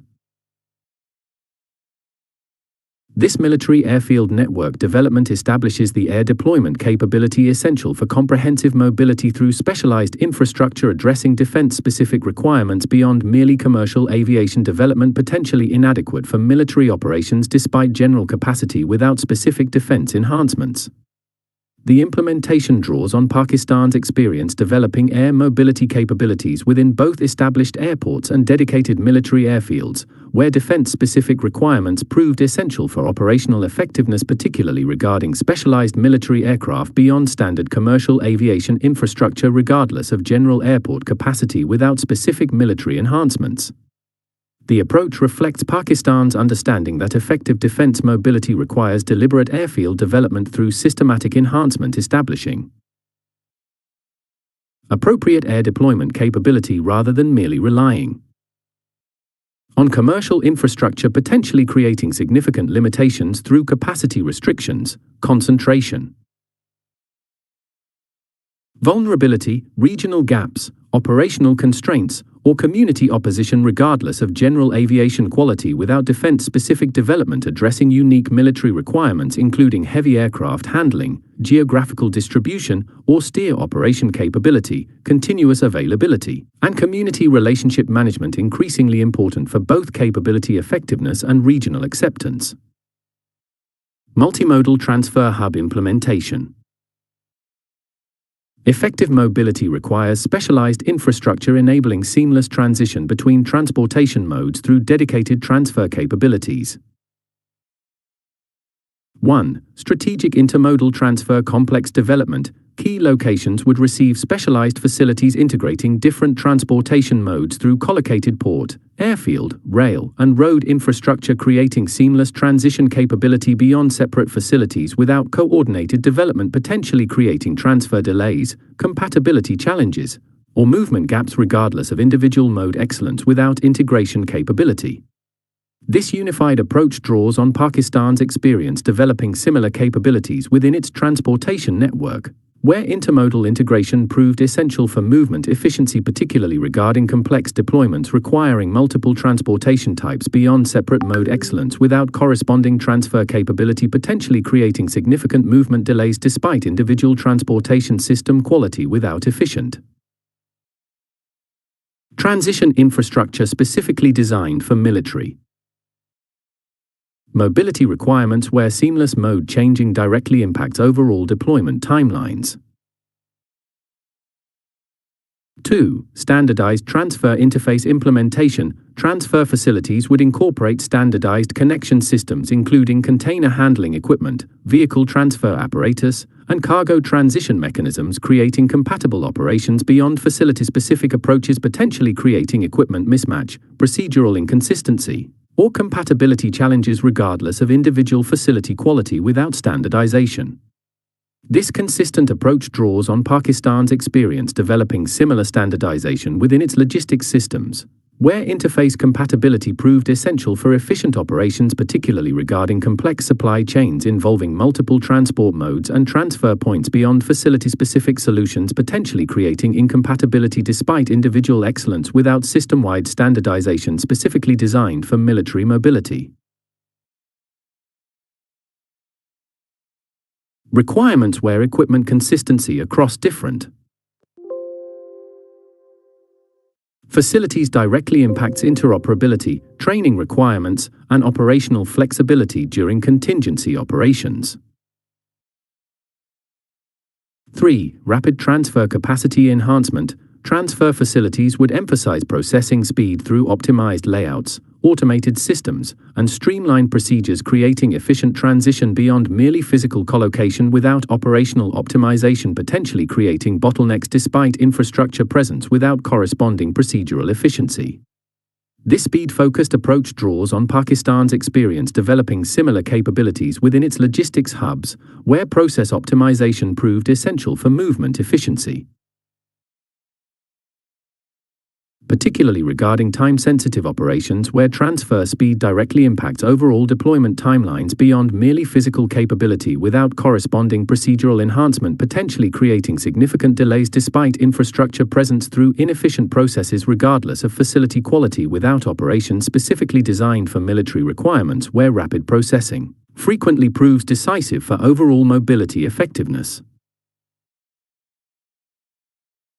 For continuous operation capability, transfer facilities would implement 24/7 functionality through shift staffing, lighting systems, and all-weather infrastructure, creating uninterrupted operation beyond standard commercial schedules, potentially creating significant deployment gaps regardless of physical capacity without continuous availability.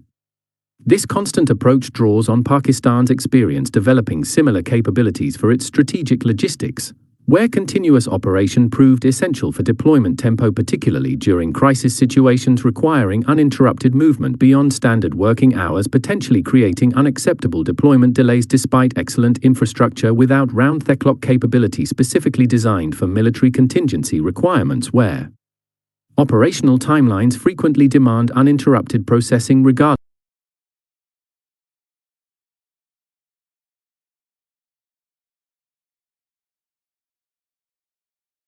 Operational timelines frequently demand uninterrupted processing regardless of time of day, day of week, or holiday periods, potentially constraining commercial operations but unacceptable for crisis deployment operations. 5. Islamic worker welfare implementation. Unique to this alliance, transfer facility development would incorporate religious principles regarding worker treatment, prayer accommodation, and family consideration beyond merely operational efficiency without ethical consideration. This distinctive approach draws on Islamic concepts emphasizing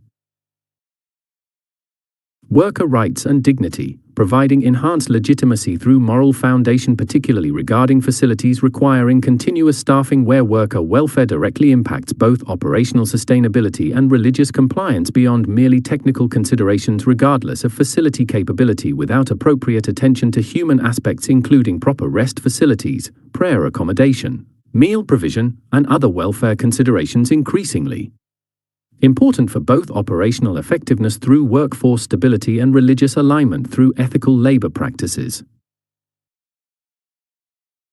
This multimodal transfer hub implementation establishes the mode transition capability essential for seamless movement through specialized infrastructure addressing integration requirements beyond merely separate mode development, potentially creating significant mobility constraints through transfer inefficiency regardless of individual transportation system quality without effective transition capability.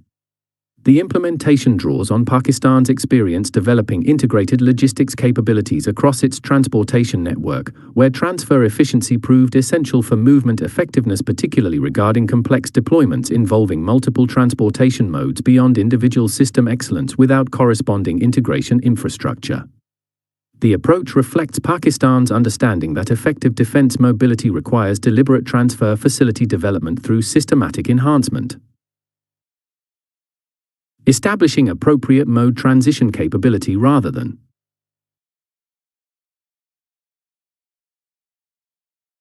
merely developing separate transportation systems, potentially creating significant limitations through transition bottlenecks, interoperability challenges, operational discontinuity, or workforce issues regardless of individual transportation mode quality without specific integration development addressing unique military requirements including seamless intermodal operations, standardized interfaces, rapid processing, continuous availability, and ethical workforce sustainability increasingly important for both capability effectiveness and religious alignment. Fuel and logistics storage system. Beyond transportation infrastructure, effective mobility requires comprehensive fuel and logistics storage enabling sustained operations through distributed supply availability. Strategic Fuel Reserve Network. The Alliance would implement comprehensive fuel storage enabling sustained operations through distributed capacity. 1. Distributed storage location optimization. Fuel infrastructure would implement geographic distribution through systematic coverage analysis, deployment route alignment, and regional need assessment, creating balanced availability beyond centralized storage, potentially creating either remote area gaps or vulnerability through concentration regardless of total capacity without distribution optimization. This balanced approach draws on Pakistan's experience developing similar distribution for its own fuel reserves, where geographic coverage proved essential for operational flexibility, particularly regarding diverse operational areas requiring distributed support beyond centralized efficiency, potentially creating either insufficient availability in certain regions or critical vulnerability through concentrated storage regardless of total volume without appropriate distribution. Specifically designed for military mobility requirements where fuel availability along movement corridors and near potential operational areas directly impacts deployment capability and operational sustainability. 2. Multi-product storage implementation. Fuel infrastructure would include different fuel types through specialized facilities accommodating various requirements including aviation fuel, diesel, gasoline, and specialized products, creating comprehensive support beyond single product focus, potentially limiting operational versatility regardless of volume without product diversity. This diverse approach draws on Pakistan's experience developing similar capabilities within its fuel system, where multi-product storage proved essential for operational flexibility, particularly regarding different platform requirements beyond single fuel focus, potentially creating either capability gaps for certain systems or inefficient conversion requirements regardless of total capacity without product-specific storage properly aligned with actual military equipment needs, including aviation platforms, ground vehicles, naval vessels, and generator systems, potentially requiring different fuel types despite increasing standardization efforts. 3. Underground storage enhancement. Strategic locations would receive specialized hardened facilities through underground construction, protective measures, and dispersed placement, creating resilient capacity beyond surface storage, potentially vulnerable to detection, targeting, or environmental factors regardless of quantity without protection enhancement. This protected approach draws on Pakistan's experience developing similar facilities for its strategic reserves, where hardened storage proved essential for supply assurance, particularly during conflict scenarios where adversaries specifically target logistics infrastructure, creating requirement for survivable storage beyond conventional commercial facilities, potentially creating critical vulnerability through high visibility regardless of capacity without appropriate protection, specifically designed for wartime survival, including concealment, hardening, and dispersal, increasingly important for maintaining operational capability during conflict rather than merely peacetime efficiency. Chapter 83. Sustainable financing mechanisms. And spend in the way of Allah, and do not throw yourselves with your own hands into destruction. And do good, indeed, Allah loves the doers of good. Quran 2:195. The establishment of comprehensive infrastructure creates essential physical foundation for the Muslim security architecture, yet even the most sophisticated facilities and networks cannot function without sustainable financial mechanisms ensuring long-term resource availability beyond initial investment. This chapter examines how the alliance would implement comprehensive financing through Islamic financial instruments, trust fund establishment, private sector partnerships, transparency mechanisms, and long-term capital investment. The Quranic guidance to spend in the way of Allah while avoiding self-destruction finds practical application in sustainable security financing, where responsible resource allocation enables effective defense without economic harm. Through balanced approaches. This chapter examines how Pakistan would lead the alliance's sustainable financing development, applying both Islamic financial principles and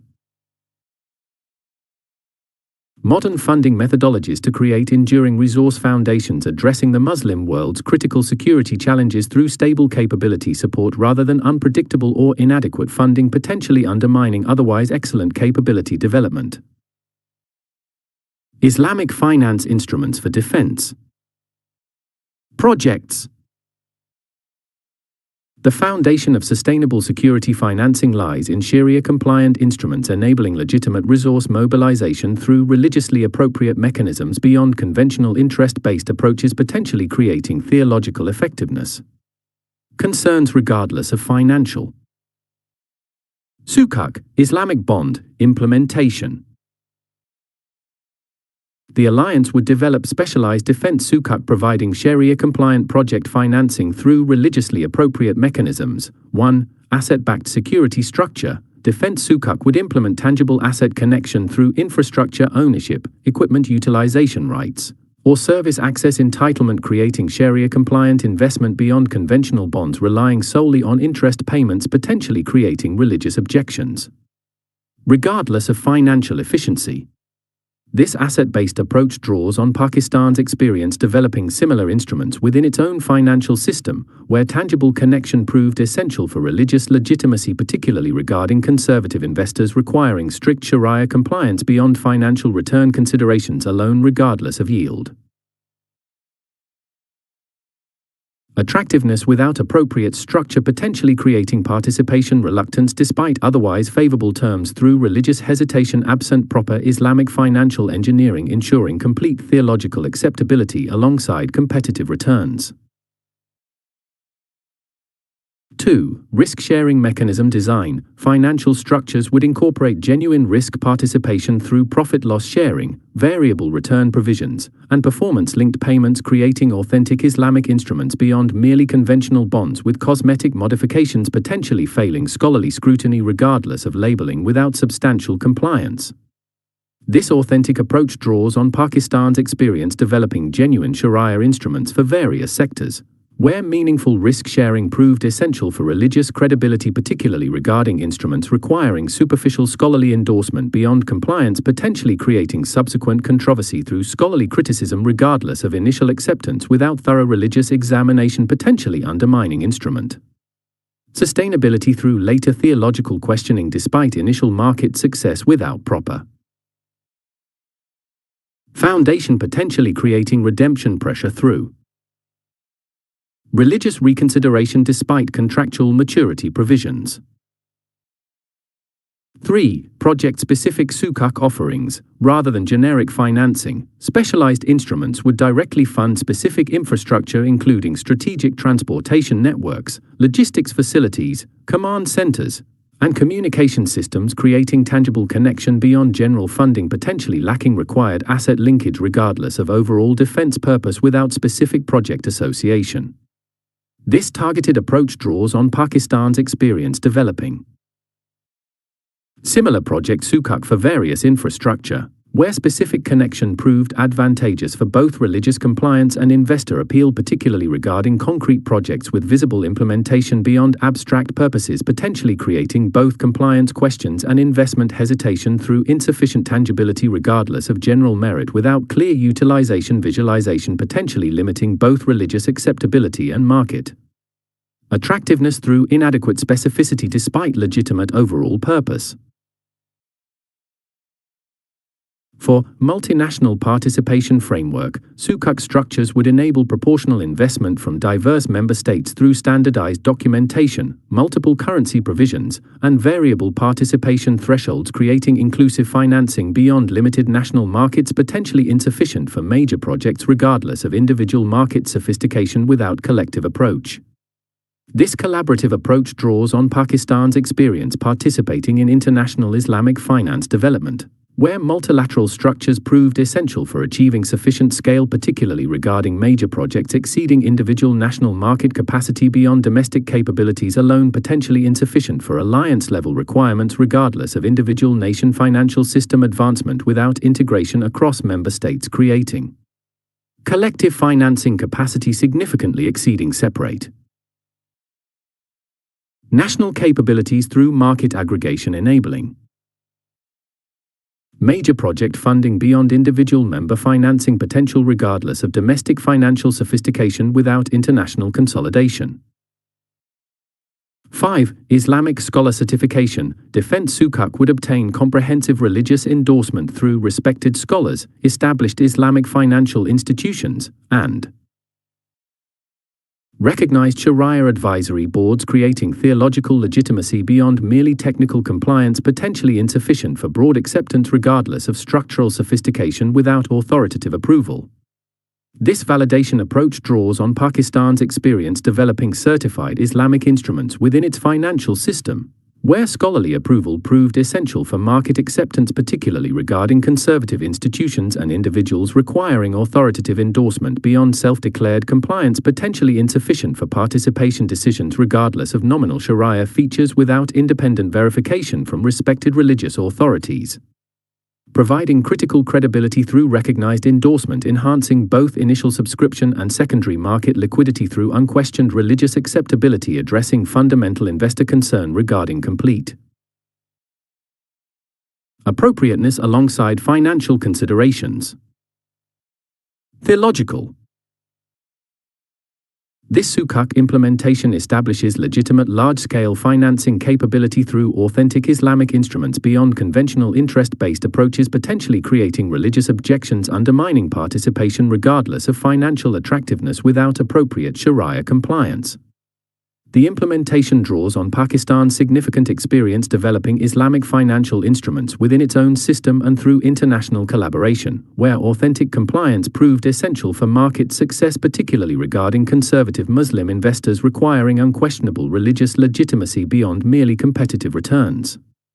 The approach reflects Pakistan's understanding that effective defense financing within the Muslim world requires deliberate Sharia-compliant engineering through sophisticated structures, establishing legitimate capital-raising capability rather than merely conventional bonds regardless of yield. Attractiveness without religious acceptability, potentially creating significant participation limitations through theological concerns despite financial merit without Islamic structural characteristics necessary for broad acceptance across religiously conscious investors, representing substantial capital pools otherwise unavailable without proper Sharia engineering regardless of conventional financial efficiency or return competitiveness. Defense WOC, endowment, establishment. Beyond debt instruments, the alliance would implement perpetual funding through specialized defense endowments.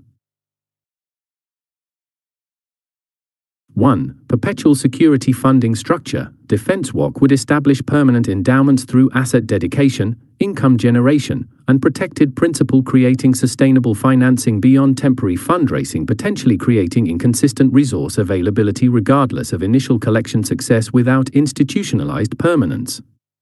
This perpetuity approach draws on Pakistan's experience with similar endowment structures for various purposes, where permanent establishment proved essential for sustained funding, particularly regarding long-term requirements necessitating consistent support beyond one-time campaigns, potentially creating initial success followed by progressive decline regardless of original enthusiasm without institutional permanence through formal WOC establishment, creating legally and religiously protected funding mechanisms with inherent sustainability through principal preservation, generating continuous income stream without capital consumption, ensuring indefinite support capability regardless of changing circumstances or future fundraising challenges. 2. Diverse asset base integration. WOC structures would incorporate multiple asset types including real estate, infrastructure, commercial enterprises, and investment portfolios, creating resilient funding beyond single-source endowments potentially vulnerable to specific sector downturns regardless of initial value without appropriate diversification. This balanced approach draws on Pakistan's experience developing diversified charitable structures, where varied asset foundation proved essential for funding stability, particularly regarding economic fluctuations potentially affecting different sectors unevenly beyond concentrated endowments, potentially creating temporary or permanent income reduction through sector-specific challenges regardless of initial prudence without deliberate diversification through multi-asset composition. Creating natural revenue stabilization through uncorrelated income sources, protecting overall funding continuity despite individual component variability through portfolio effect. Generating more reliable aggregate return regardless of specific asset volatility without proper distribution across different revenue-generating categories. 3. International jurisdiction framework. Legal structures would enable cross-border operation through multinational recognition, appropriate registration, and jurisdictional compatibility, creating alliance-wide functionality beyond merely national endowments, potentially creating fragmentation, duplication, or inconsistency regardless of individual nation implementation without integration approach. This unified approach draws on Pakistan's experience developing international charitable structures, where legal harmonization proved essential for efficient operation, particularly regarding multinational activities requiring consistent treatment beyond separate national entities, potentially creating unnecessary complexity through jurisdictional variations regardless of common purpose without appropriate legal framework, ensuring consistent recognition, protection, and tax treatment across different member states, creating operational efficiency through unified structure rather than parallel national organizations, potentially creating both administrative duplication and legal inconsistency despite identical mission without proper multinational legal engineering. 4. Specialized defense asset development. Rather than merely financial returns, WOC structures would directly develop strategic properties including training facilities, headquarters locations, research centers, and logistics hubs, creating dedicated infrastructure beyond financial investment alone, potentially lacking specific defense alignment regardless of monetary return without targeted development.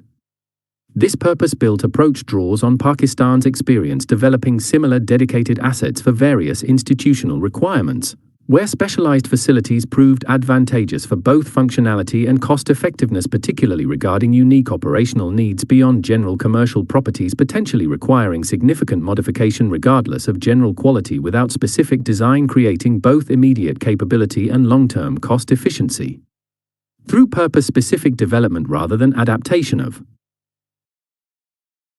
non-specialized properties, potentially creating both functional limitation and excessive expense despite general adequacy without defense-specific architectural and engineering characteristics directly requirements. 5. Addressing unique military Islamic perpetuity protection. WOC structures would incorporate strict religious safeguards through explicit covenants, scholarly supervision, and Sharia governance, creating permanent dedication beyond merely legal protection.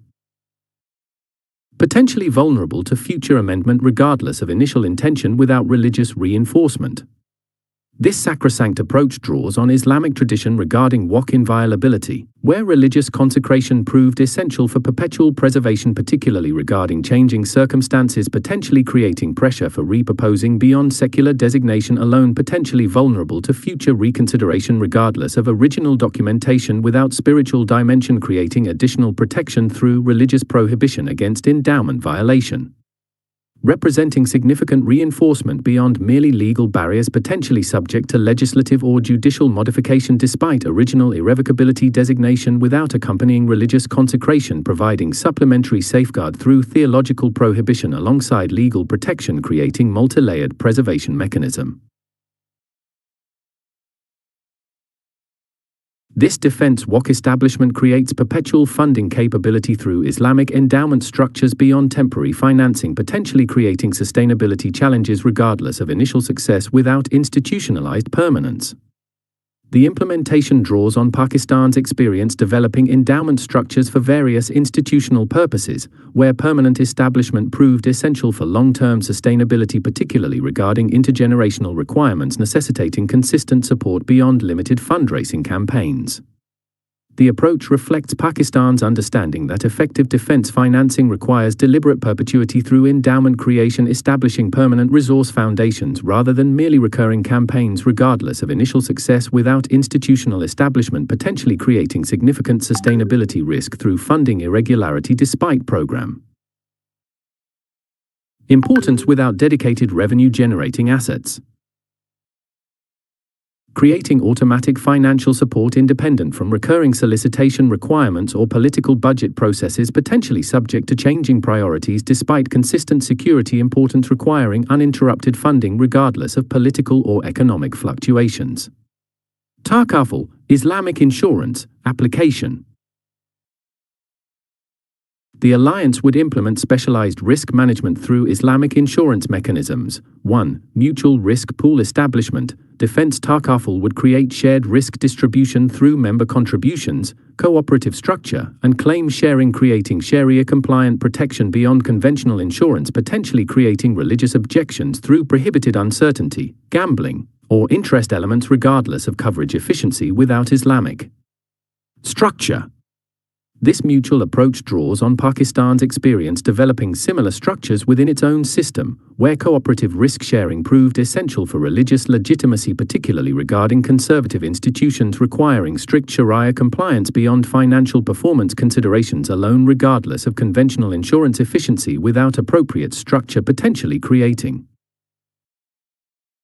participation reluctance despite otherwise favorable terms. Through religious hesitation absent proper Islamic insurance engineering, ensuring complete theological acceptability alongside competitive coverage. 2. Strategic asset protection focus. Specialized programs would specifically cover critical capabilities including aircraft, naval vessels, electronic systems, and strategic facilities, creating targeted protection beyond generic coverage, potentially insufficient for unique defense assets. Regardless of general insurance adequacy without specific military adaptation. This specialized approach draws on Pakistan's experience developing tailored protection for its strategic assets, where customized coverage proved essential for appropriate risk management, particularly regarding unique military systems with specific vulnerabilities, unusual value characteristics, or specialized replacement challenges beyond standard commercial insurance, potentially inadequate for defense-specific requirements regardless of general market sophistication without specific military adaptation through specialized risk assessment, appropriate valuation methodologies, and customized coverage provisions directly addressing unique characteristics of strategic military assets requiring protection parameters significantly different from standard commercial property.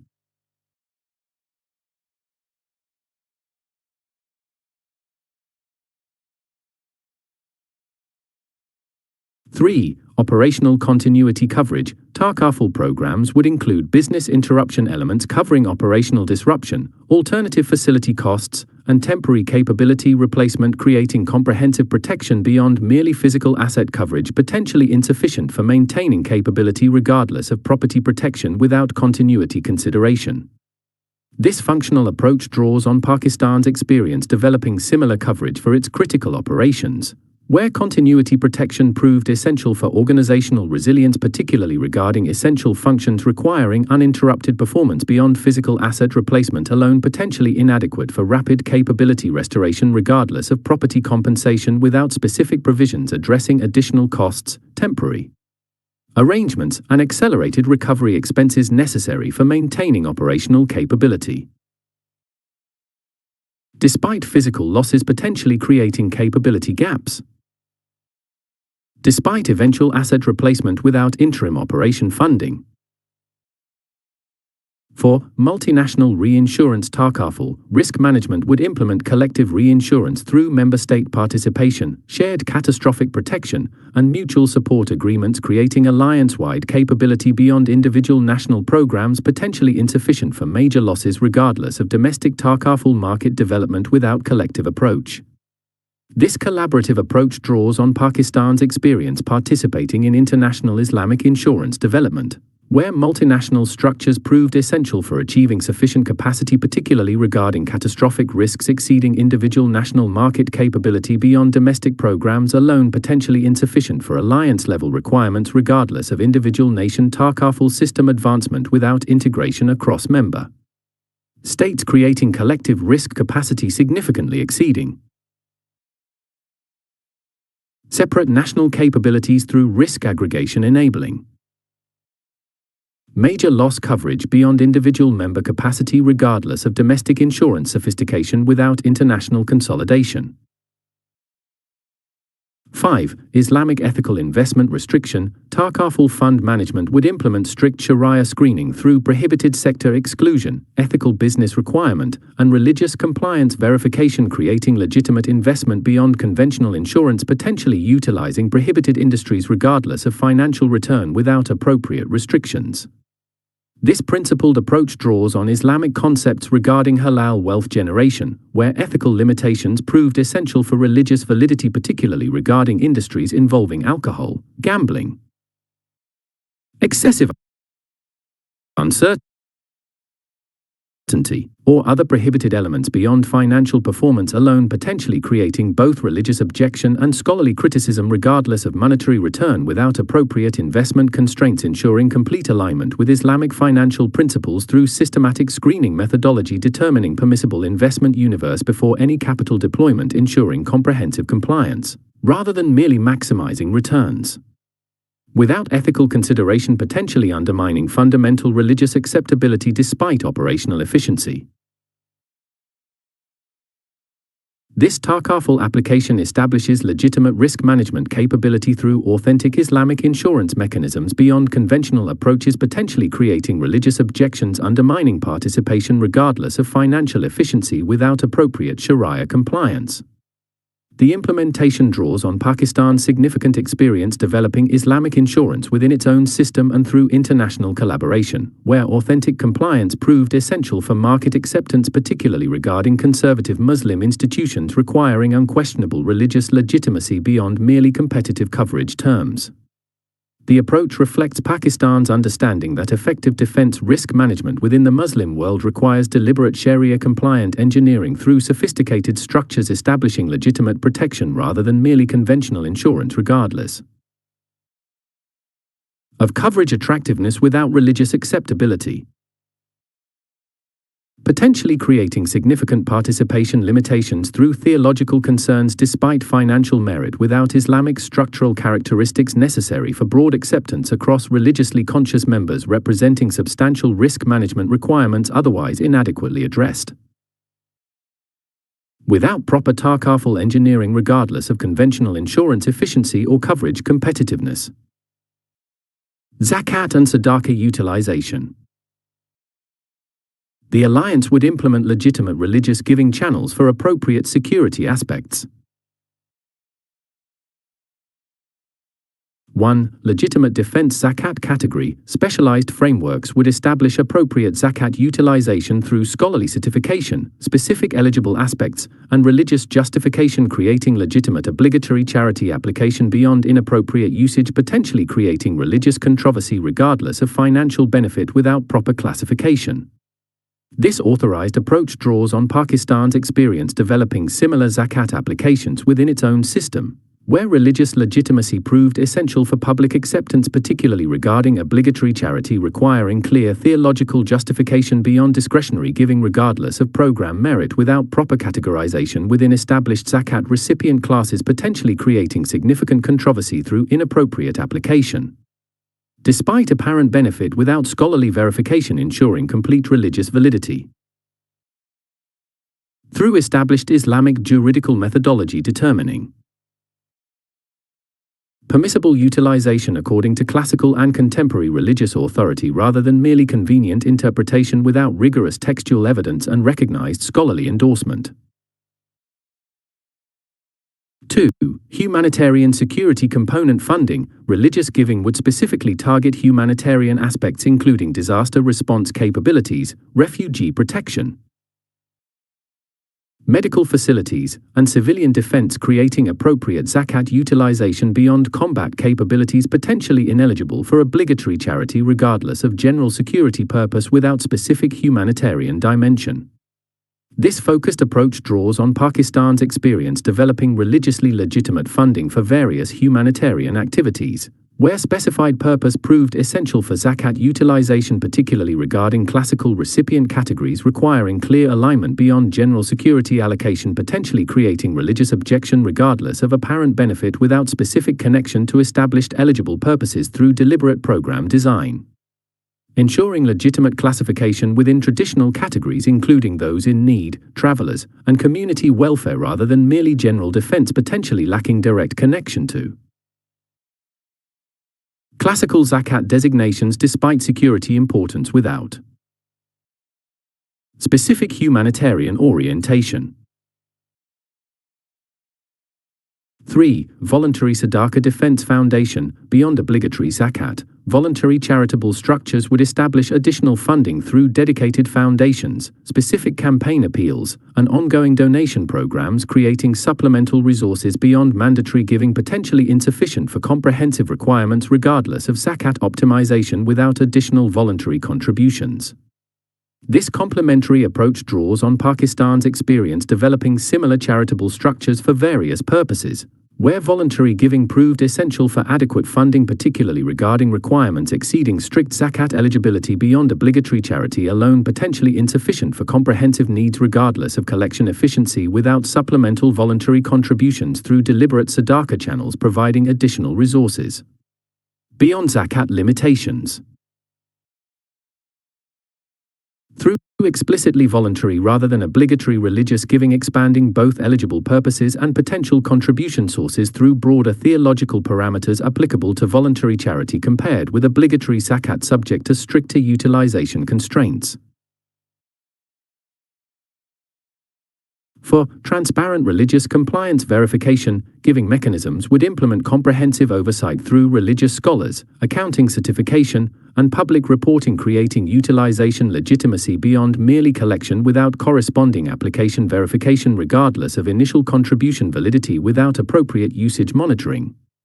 This accountable approach draws on Islamic concepts regarding charitable trust, where utilization verification proved essential for continued support, particularly regarding religious giving requiring strict compliance beyond general donation regardless of collection legitimacy without proper application documentation, potentially creating both religious concern and donor hesitation through insufficiently verified utilization despite proper collection methodology without transparent demonstration of appropriate usage according to religious requirements, creating ongoing confidence through regular verification rather than merely initial certification without continued compliance monitoring throughout the collection to utilization process. 5. Digital religious giving integration. Collection systems would implement modern technology through online platforms, mobile applications, and electronic verification, creating efficient processing beyond traditional methods, potentially creating unnecessary administrative costs regardless of religious validity without appropriate modernization. This efficient approach draws on Pakistan's experience developing similar systems for various charitable purposes, where technological integration proved advantageous for both donor convenience and administrative efficiency, particularly regarding widespread collection requirements beyond manual processes, potentially creating excessive overhead regardless of religious authenticity without appropriate digital transformation, reducing administrative expenses through automated processing while enhancing donor experience through convenient contribution methods, potentially increasing participation through reduced friction despite identical religious merit without technological facilitation, providing both cost reduction and convenience enhancement without any reduction in religious validity or compliance despite significant process transformation from traditional to digital methodology. This zakat and sadaqah utilization establishes legitimate religious giving channels for appropriate security aspects through careful theological alignment beyond inappropriate application, potentially creating religious controversy regardless of apparent financial benefit without proper classification. The implementation draws on Pakistan's significant experience developing legitimate religious giving applications within its own system, where proper categorization proved essential for public acceptance, particularly regarding obligatory charity requiring strict compliance with established religious parameters. The approach reflects Pakistan's understanding that effective defense contribution through religious giving requires deliberate theological alignment through sophisticated frameworks establishing legitimate utilization rather than merely convenient interpretation, regardless of security importance, without religious validity, potentially creating significant controversy through inappropriate application despite apparent benefit without proper scholarly certification, ensuring complete alignment with Islamic charitable principles through recognized religious authority rather than merely expedient classification, potentially creating both public hesitation and religious opposition regardless of security significance without appropriate theological foundation, establishing unquestionable legitimacy through rigorous Islamic juridical methodology. Trust fund establishment and governance. Beyond individual financing instruments, sustainable alliance funding requires specialized institutional structures through formal trust establishment with sophisticated governance. Multilevel fund architecture. The alliance would implement specialized fund structure optimizing different funding purposes through deliberate design. 1. Tiered fund structure implementation. Financial architecture would establish multiple specialized funds through deliberate segregation, including operational expenses, capital development, research funding, and emergency reserves, creating purpose-optimized structures beyond single-pool approach, potentially creating either excessive restriction or inappropriate flexibility regardless of overall capacity without purpose-specific design. This specialized approach draws on Pakistan's experience developing similar structures for various institutional requirements, where purpose-specific funds proved essential for effective resource management, particularly regarding different financial characteristics including expenditure timing, return requirements, or risk parameters beyond unified pools, potentially creating either operational constraints through excessive restriction or financial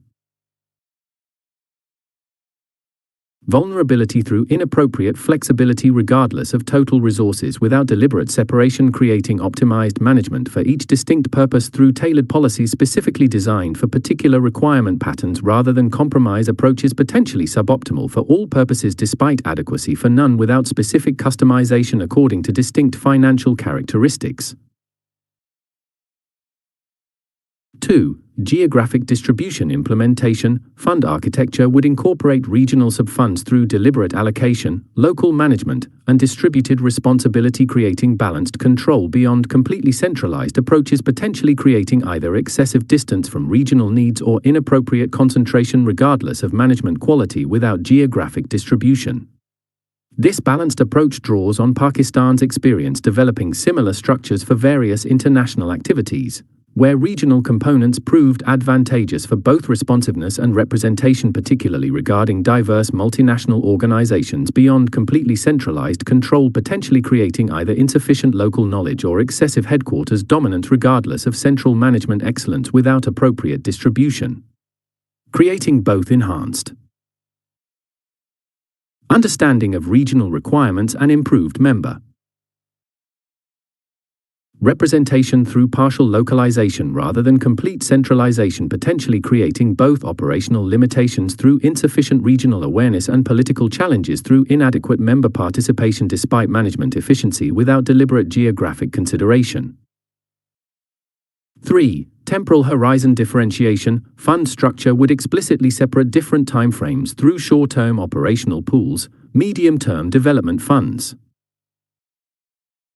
and long-term endowment vehicles, creating time-appropriate management beyond unified approaches, potentially creating either excessive short-term orientation or inappropriate illiquidity regardless of overall financial strategy without temporal separation. This time-based approach draws on Pakistan's experience developing similar structures for various institutional purposes, where horizon separation proved essential for effective resource optimization, particularly regarding different liquidity requirements, return expectations, or investment parameters beyond single-pool approaches, potentially creating either operational disruption through excessive long-term orientation or financial underperformance through inappropriate short-term Focus regardless of overall management quality without deliberate timeframe separation, creating optimized strategies for each distinct horizon through specialized approaches specifically designed for particular temporal characteristics rather than compromise methodologies. Potentially suboptimal across all timeframes despite adequacy for none without specific customization. For special purpose vehicle integration, beyond general funding, architecture would include specialized entities for particular projects through dedicated vehicles, specific authorities, and focused governance, creating purpose-optimized structures beyond broader funds, potentially creating either insufficient focus or excessive complexity regardless of general management quality without specialized approaches for unique requirements. This focused approach draws on Pakistan's experience developing similar vehicles for various strategic projects, where dedicated structures proved advantageous for both effectiveness and accountability, particularly regarding distinct undertakings with specific characteristics beyond general funding, potentially creating either insufficient specialization or excessive procedural burden regardless of overall financial management without appropriate special purpose vehicles, creating enhanced capability through concentrated expertise and streamlined authority specifically designed for particular project requirements rather than general processes, potentially creating both operational constraints and unnecessary complexity despite general adequacy without purpose-specific structures for unique undertakings requiring specialized approaches beyond standard procedures regardless of general system sophistication. 5. Islamic fund segregation requirements. Financial architecture would implement religious separation through halal certification, prohibited activity exclusion, and purification mechanisms, creating legitimate structures beyond secular approaches, potentially creating religious concerns regardless of financial performance without appropriate Islamic characteristics. This compliant approach draws on traditional Islamic financial principles, where appropriate segregation proved essential for religious legitimacy, particularly regarding conservative institutions requiring strict Sharia compliance beyond financial performance considerations alone regardless of general effectiveness without proper Islamic structure, potentially creating participation reluctance despite otherwise favorable characteristics through religious hesitation absent proper financial engineering, ensuring complete theological acceptability alongside operational effectiveness through appropriate fund design specifically addressing unique religious requirements, including prohibited activity avoidance, income purification, and Sharia governance beyond merely conventional financial management regardless of general efficiency without Islamic-specific provisions, ensuring complete religious legitimacy. This multi-level fund architecture establishes optimized financial structures through sophisticated design beyond unified approaches, potentially creating significant limitations through inappropriate standardization regardless of management quality without deliberate specialization according to different purposes, regions, timeframes, requirements, and religious considerations. The implementation draws on Pakistan's experience developing specialized fund structures for various institutional requirements, where deliberate architecture proved essential for effective resource management, particularly regarding complex organizations with diverse financial characteristics beyond simplified approaches, potentially creating significant constraints despite apparent efficiency through excessive standardization. The approach reflects Pakistan's understanding that effective alliance financing requires deliberate structural engineering through sophisticated fund architecture, establishing appropriate financial organization rather than merely consolidated approaches. Regardless of apparent simplicity without purpose-specific design, potentially creating significant limitations through inappropriate uniformity despite administrative convenience without specialized structure, implementing optimized management appropriate for diverse requirements including different purposes, geographic considerations, temporal horizons, special projects, and religious compliance, collectively necessitating multilevel rather than unified architecture regardless of management quality without appropriate structural complexity, reflecting actual requirement diversity rather than artificial simplification, potentially creating significant operational administrative efficiency constraints despite transparent governance implementation. Apparent effective fund management requires sophisticated oversight balancing operational accountability. 1. Effectiveness with appropriate multi-level supervision structure. Governance would implement multiple oversight layers through technical committees, executive boards, and supreme councils, creating comprehensive accountability beyond single-layer approaches, potentially creating either excessive operational interference or insufficient supervision regardless of individual body quality without layered approach. This balanced governance draws on Pakistan's experience developing similar structures for its strategic institutions, where layered oversight proved essential for effective accountability, particularly regarding complex organizations requiring both specialized expertise and broad representation beyond simplified governance, potentially creating either operational micromanagement through excessive direct involvement or inadequate supervision through insufficient engagement, regardless of individual body composition without appropriate distribution of responsibilities, creating both enhanced oversight quality and improved operational efficiency through deliberate separation of strategic direction, policy approval, and operational supervision, preventing inappropriate involvement at wrong levels while ensuring comprehensive coverage through deliberate system design, specifically defining appropriate role separation. 2. Would independent oversight integration governance incorporate non-executive supervision through independent trustees, external experts, and autonomous review committees, creating impartial oversight beyond merely internal control, potentially creating conflicts of interest regardless of individual integrity without independent perspective?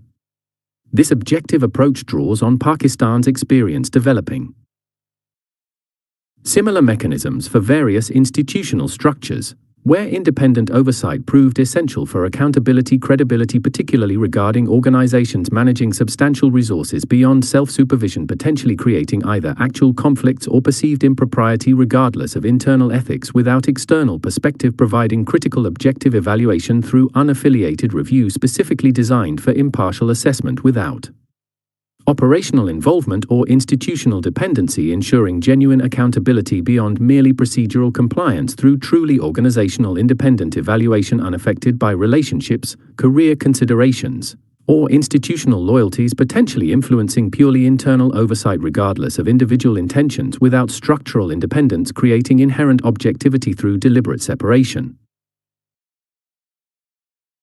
3. Expertise-based committee structure. Governance bodies would feature specialized groupings through investment committees, audit panels, and technical advisory boards, creating appropriate expertise beyond general supervision, potentially lacking sufficient specialized knowledge regardless of general capability without targeted composition. This specialized approach draws on Pakistan's experience developing similar committee structures for various institutions, where expertise concentration proved essential for effective oversight, particularly regarding complex financial activities requiring specific technical knowledge beyond generalist supervision, potentially creating significant oversight gaps despite general competence without specialized expertise, providing critical technical assessment through deliberately composed committees specifically designed for particular domains, including investment strategy, financial audit, risk management, and other specialized areas requiring focused knowledge beyond general administrative capability regardless of overall governance quality without appropriate expertise distribution, ensuring comprehensive coverage through deliberate specialization rather than uniform composition, potentially creating significant blind spots despite apparent diversity without appropriate expertise mapping, ensuring complete domain coverage through purposeful rather than random membership selection.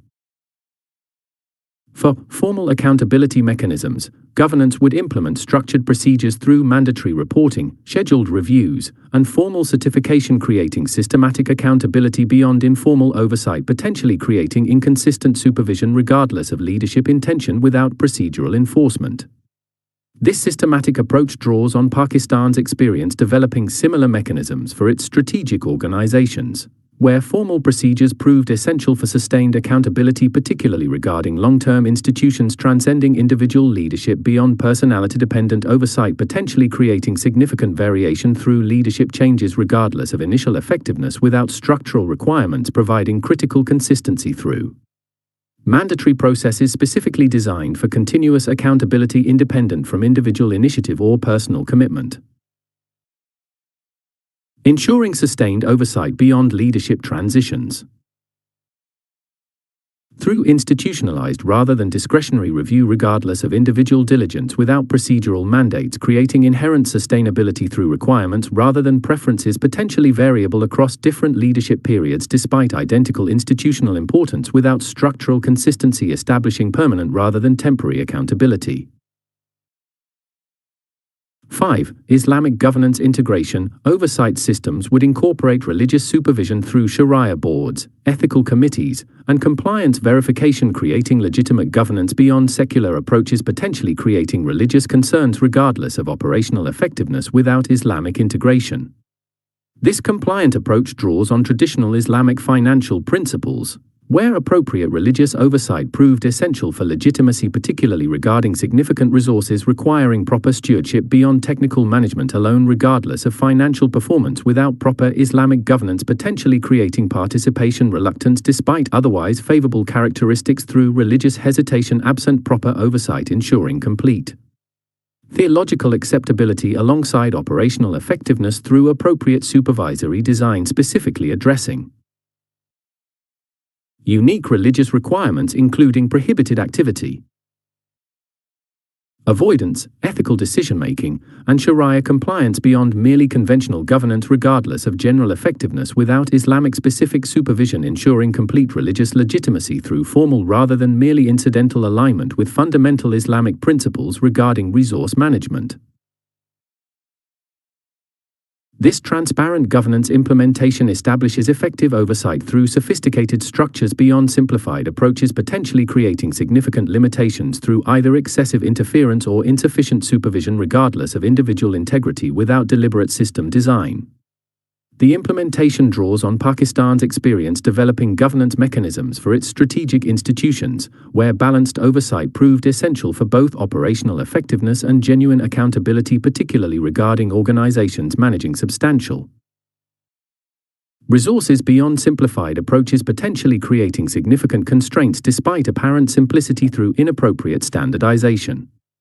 The approach reflects Pakistan's understanding that effective fund governance requires deliberate structural engineering through sophisticated oversight architecture, establishing appropriate accountability without operational hindrance rather than merely generic approaches regardless of apparent straightforwardness without purpose-specific design, potentially creating significant limitations through either excessive intervention or inadequate review despite administrative convenience without specialized structure, implementing optimized supervision appropriate for alliance-specific requirements including multi-level oversight, independent perspective, specialized expertise, formal procedures, and religious compliance, collectively necessitating sophisticated rather than simplified governance regardless of individual quality without appropriate structural complexity.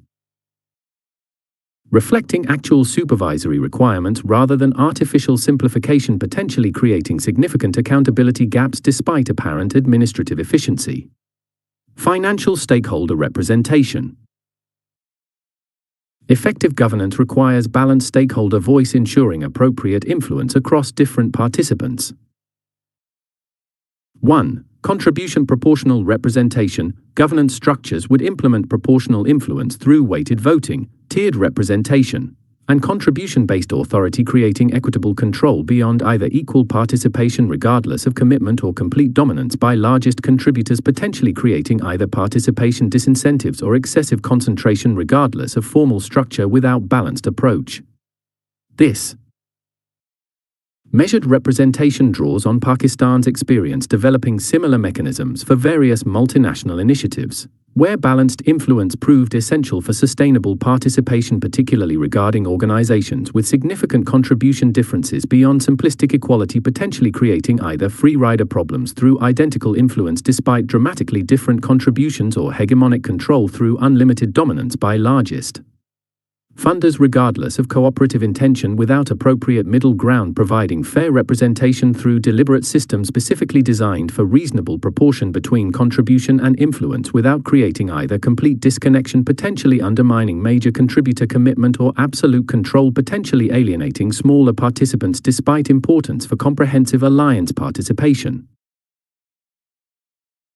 2. Expertise-based representation integration. Governance would incorporate specialized influence through technical committee positions, advisory roles, and expert authority, creating quality-enhancing participation beyond merely financial contribution, potentially creating capability gaps regardless of funding balance without expertise integration. This knowledge-focused approach draws on Pakistan's experience developing similar mechanisms for various strategic institutions, where expertise representation proved essential for effective governance, particularly regarding complex activities requiring specialized knowledge beyond purely financial influence, potentially creating significant capability limitations despite adequate funding without appropriate technical input, providing critical specialized guidance through deliberately integrated expertise specifically designed for enhancing decision quality through knowledge contribution alongside financial participation, ensuring comprehensive capability beyond merely resource adequacy through deliberate expertise incorporation regardless of pure funding considerations without sufficient technical competence, potentially creating significant operational limitations despite financial sufficiency without appropriate expertise integration, establishing quality representation. 3. Assurance through knowledge. Regional balance implementation. Governance would ensure geographic diversity through distributed positions, regional quotas, and balanced committees, creating comprehensive representation beyond concentration, potentially creating regional blind spots regardless of overall quality without appropriate distribution. This balanced approach draws on Pakistan's experience developing similar structures for various international activities, where geographic representation proved essential for both effectiveness and legitimacy, particularly regarding diverse multinational organizations beyond headquarters dominance, potentially creating either insufficient regional understanding or political opposition regardless of central expertise without appropriate distribution, providing both enhanced awareness of diverse requirements and improved political acceptance through deliberate inclusion rather than concentration, potentially creating both operational limitations through insufficient regional awareness and cooperation challenges through perceived exclusion despite administrative efficiency without geographical consideration, establishing understanding through deliberate diversity. 4. Comprehensive Islamic stakeholder diversity representation would ensure appropriate religious perspective through different Islamic tradition inclusion, various scholarly representation, and diverse regional interpretation, creating comprehensive religious voice beyond single approach, potentially creating theological limitations regardless of individual quality without appropriate diversity. This inclusive approach draws on Islamic principles regarding scholarly consultation, where jurisprudential diversity proved valuable for comprehensive understanding, particularly regarding complex questions, potentially benefiting from different methodological approaches beyond single tradition regardless of individual scholarship without deliberate diversity, providing enhanced perspective through deliberately varied inclusion specifically designed for comprehensive religious consideration through different scholarly traditions including major jurisprudential schools and regional interpretations, ensuring thorough theological evaluation beyond single approach limitations through structured diversity, creating more robust religious guidance through complementary rather than uniform scholarly input regardless of individual qualification without appropriate tradition distribution perspective. 5. Capability-based ensuring comprehensive Islamic special representation. Governance would establish specialized positions for unique capability providers through technical leadership roles, specific domain authority, and focused committees, creating expertise-based influence beyond purely financial metrics, potentially undermining critical capability regardless of contribution proportion without specific recognition. This specialized approach draws on Pakistan's experience developing similar mechanisms for various multinational activities, where capability recognition proved essential for operational effectiveness, particularly regarding organizations requiring specific expertise potentially available from limited participants beyond purely financial measurement, potentially creating capability loss through insufficient influence allocation despite critical contribution without appropriate recognition. providing essential capability retention through deliberately enhanced representation specifically designed for sustaining specialized expertise through influence allocation according to unique capability contribution rather than merely financial scale, ensuring operational excellence through deliberate expertise preservation regardless of pure funding measurement without sufficient capability valuation, potentially creating significant operational limitations despite financial propriety without appropriate expertise recognition, establishing capability preservation through deliberate valuation beyond merely monetary contribution measurement. This financial stakeholder representation establishes balanced influence through sophisticated mechanisms beyond simplified approaches, potentially creating significant limitations through either excessive equality despite contribution differences or complete major contributor dominance regardless of alliance. Composition without deliberate system design. The implementation draws on Pakistan's experience developing representation mechanisms for various multinational initiatives, where balanced influence proved essential for sustainable participation, particularly regarding organizations with significant diversity across multiple dimensions beyond simplified approaches, potentially creating significant constraints despite apparent simplicity through inappropriate standardization. The approach reflects Pakistan's understanding that effective stakeholder representation requires deliberate structural engineering through sophisticated architecture, establishing appropriate balance without participation disincentives rather than merely generic approaches regardless of apparent straightforwardness without context-specific design, potentially creating significant limitations through either excessive equality, potentially undermining major contributor commitment, or absolute dominance, potentially alienating smaller participants despite collective importance without specialized structure, implementing optimized representation appropriate for alliance-specific characteristics including contribution differences, expertise distribution, geographic diversity, theological variety, and capability uniqueness, collectively necessitating sophisticated rather than simplified representation regardless of apparent fairness without appropriate structural complexity, reflecting actual stakeholder diversity rather than artificial simplification, potentially creating significant participation administrative efficiency challenges despite apparent private sector partnership framework. Beyond public funding, sustainable financing requires productive private sector engagement through structured partnerships, creating expanded resource access. Defense industry collaboration model. The alliance would implement specialized private sector engagement focusing on defense manufacturing. 1. Public-private partnership standardization. Formal frameworks would establish consistent collaborative models through standard agreements, defined responsibility parameters, and structured risk allocation, creating effective engagement beyond ad hoc approaches, potentially creating either excessive industry accommodation or inadequate private participation regardless of general cooperation intention without systematic structure. This standardized approach draws on Pakistan's experience developing similar frameworks for its own defense industry, where formal structure proved essential.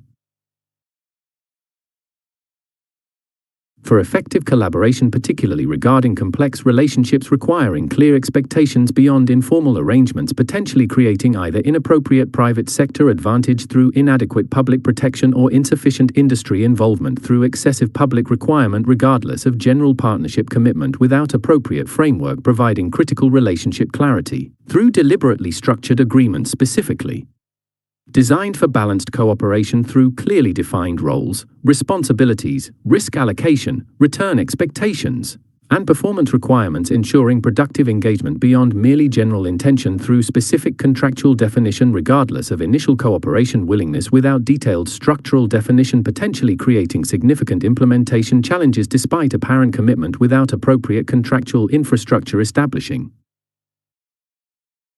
functional rather than merely aspirational partnership. 2. Dual-use technology incentive structure. Engagement frameworks would emphasize civilian application potential through commercialization rights, intellectual property sharing, and market access support, creating enhanced participation incentives beyond purely military development, potentially creating insufficient return expectation regardless of patriotic motivation without commercial opportunity.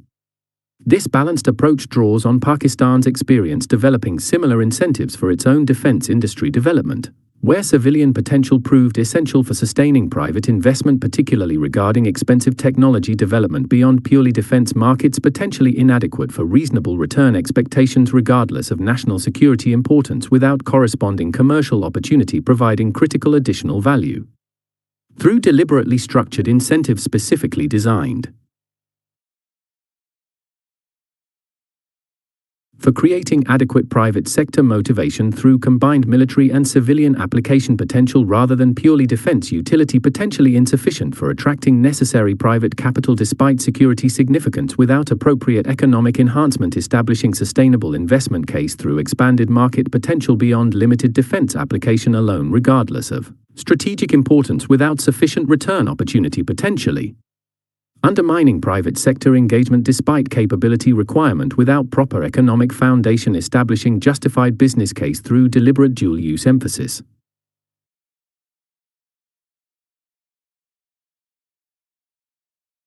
Three, risk-sharing mechanism implementation. Collaboration models would incorporate balanced risk allocation through development cost sharing, milestone-based payments, and contingent obligations, creating appropriate distribution beyond either excessive public burden, potentially creating taxpayer exposure, or disproportionate private risk, potentially deterring industry participation regardless of program importance, without balanced allocation.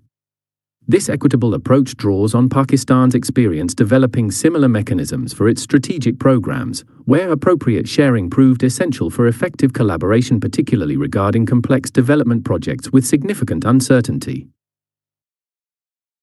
Part 8. Case Studies and Operational Concepts. Section A. Immediate Implementation Scenarios. Chapter 84. Afghanistan Stabilization Operation, and hold firmly to the rope of Allah altogether and do not become divided. Quran 3:103. The enduring instability in Afghanistan represents one of the most persistent security challenges facing the Muslim world. Despite over 4 decades of international interventions, billions in aid, and various security frameworks, sustainable peace has remained elusive. This chapter presents a comprehensive framework for an Afghanistan stabilization operation under Pakistan-led Muslim security architecture, demonstrating how Islamic principles, regional expertise, and cultural understanding can succeed where conventional Western approaches have failed. The Afghanistan case provides the ideal initial implementation scenario for the proposed Muslim security alliance, capitalizing on Pakistan's unique qualification through geographical proximity, cultural understanding, strategic experience, and demonstrated capabilities. The May 2025 crisis revealed Pakistan's sophisticated capabilities not only in conventional military domains but in complex security operations requiring precision, restraint, and cultural sensitivity. These same capabilities, deployed through the institutional framework of a Muslim security alliance, could transform Afghanistan's security landscape from persistent instability to sustainable peace. This operation would demonstrate the central thesis that quality defeats quantity through superior organization, doctrine, technology, and motivation, proving that a focused Muslim security approach can succeed where superpower interventions with vastly greater resources have failed. Pakistan-led Muslim security approach. The foundational premise for Afghanistan stabilization must begin with a fundamental reconceptualization of the security approach, shifting from Western occupation models to an authentic Muslim security framework grounded in shared cultural and religious understanding. Pakistan stands uniquely positioned to lead this transformation through several distinctive advantages. 1. Geographical continuity. Pakistan's 670-kilometer shared border with Afghanistan creates natural operational access without the logistical vulnerabilities that plagued Western forces dependent on extended supply lines through Central Asia or Pakistan itself. This geographical advantage enables sustained presence without the massive resource requirements that undermined Western operations. 2. Cultural and linguistic affinity. Pakistan's Pashtun population shares ethnic, linguistic, and cultural ties with Afghanistan's largest ethnic group, creating natural understanding impossible for Western forces despite their extensive cultural training programs. This affinity enables intelligence collection, local engagement, and information operations effectiveness exceeding what external powers could achieve with vastly greater resources. 3. Historical experience depth. Pakistan's four-decade involvement in Afghanistan, from Soviet resistance support through Taliban emergence to post-2001 counterterrorism operations, provides unmatched institutional knowledge of conflict dynamics, tribal structures, and regional influences. This experience base creates assessment capabilities exceeding what Western intelligence agencies achieve despite their technical superiority. 4. Religious legitimacy foundation. Pakistan's Islamic identity enables engagement with Afghan religious authorities and institutions through shared theological understanding that Western secular approaches fundamentally lacked. This religious dimension allows stabilization operations to address spiritual and cultural factors essential to sustainable security yet systematically overlooked in Western frameworks. 5. Strategic patience capacity. Pakistan's geographical proximity and cultural understanding enable the strategic patience necessary for generational transformation that Western electoral cycles and public opinion constraints consistently undermined. This patience capacity allows the operation to match Afghanistan's actual timeline requirements rather than artificial deadlines that repeatedly derailed progress. These advantages would be institutionalized through the Muslim Security Alliance framework, with Pakistan providing the operational core while incorporating complementary capabilities from partner Muslim states.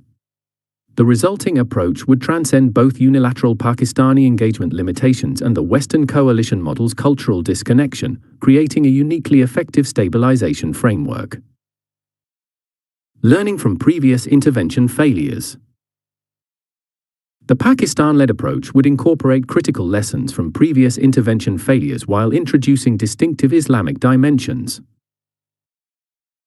1. Sovereignty respect prioritization. Unlike Western interventions perceived as occupation regardless of stated intentions, the Muslim security approach would emphasize full Afghan sovereignty respect through explicit temporary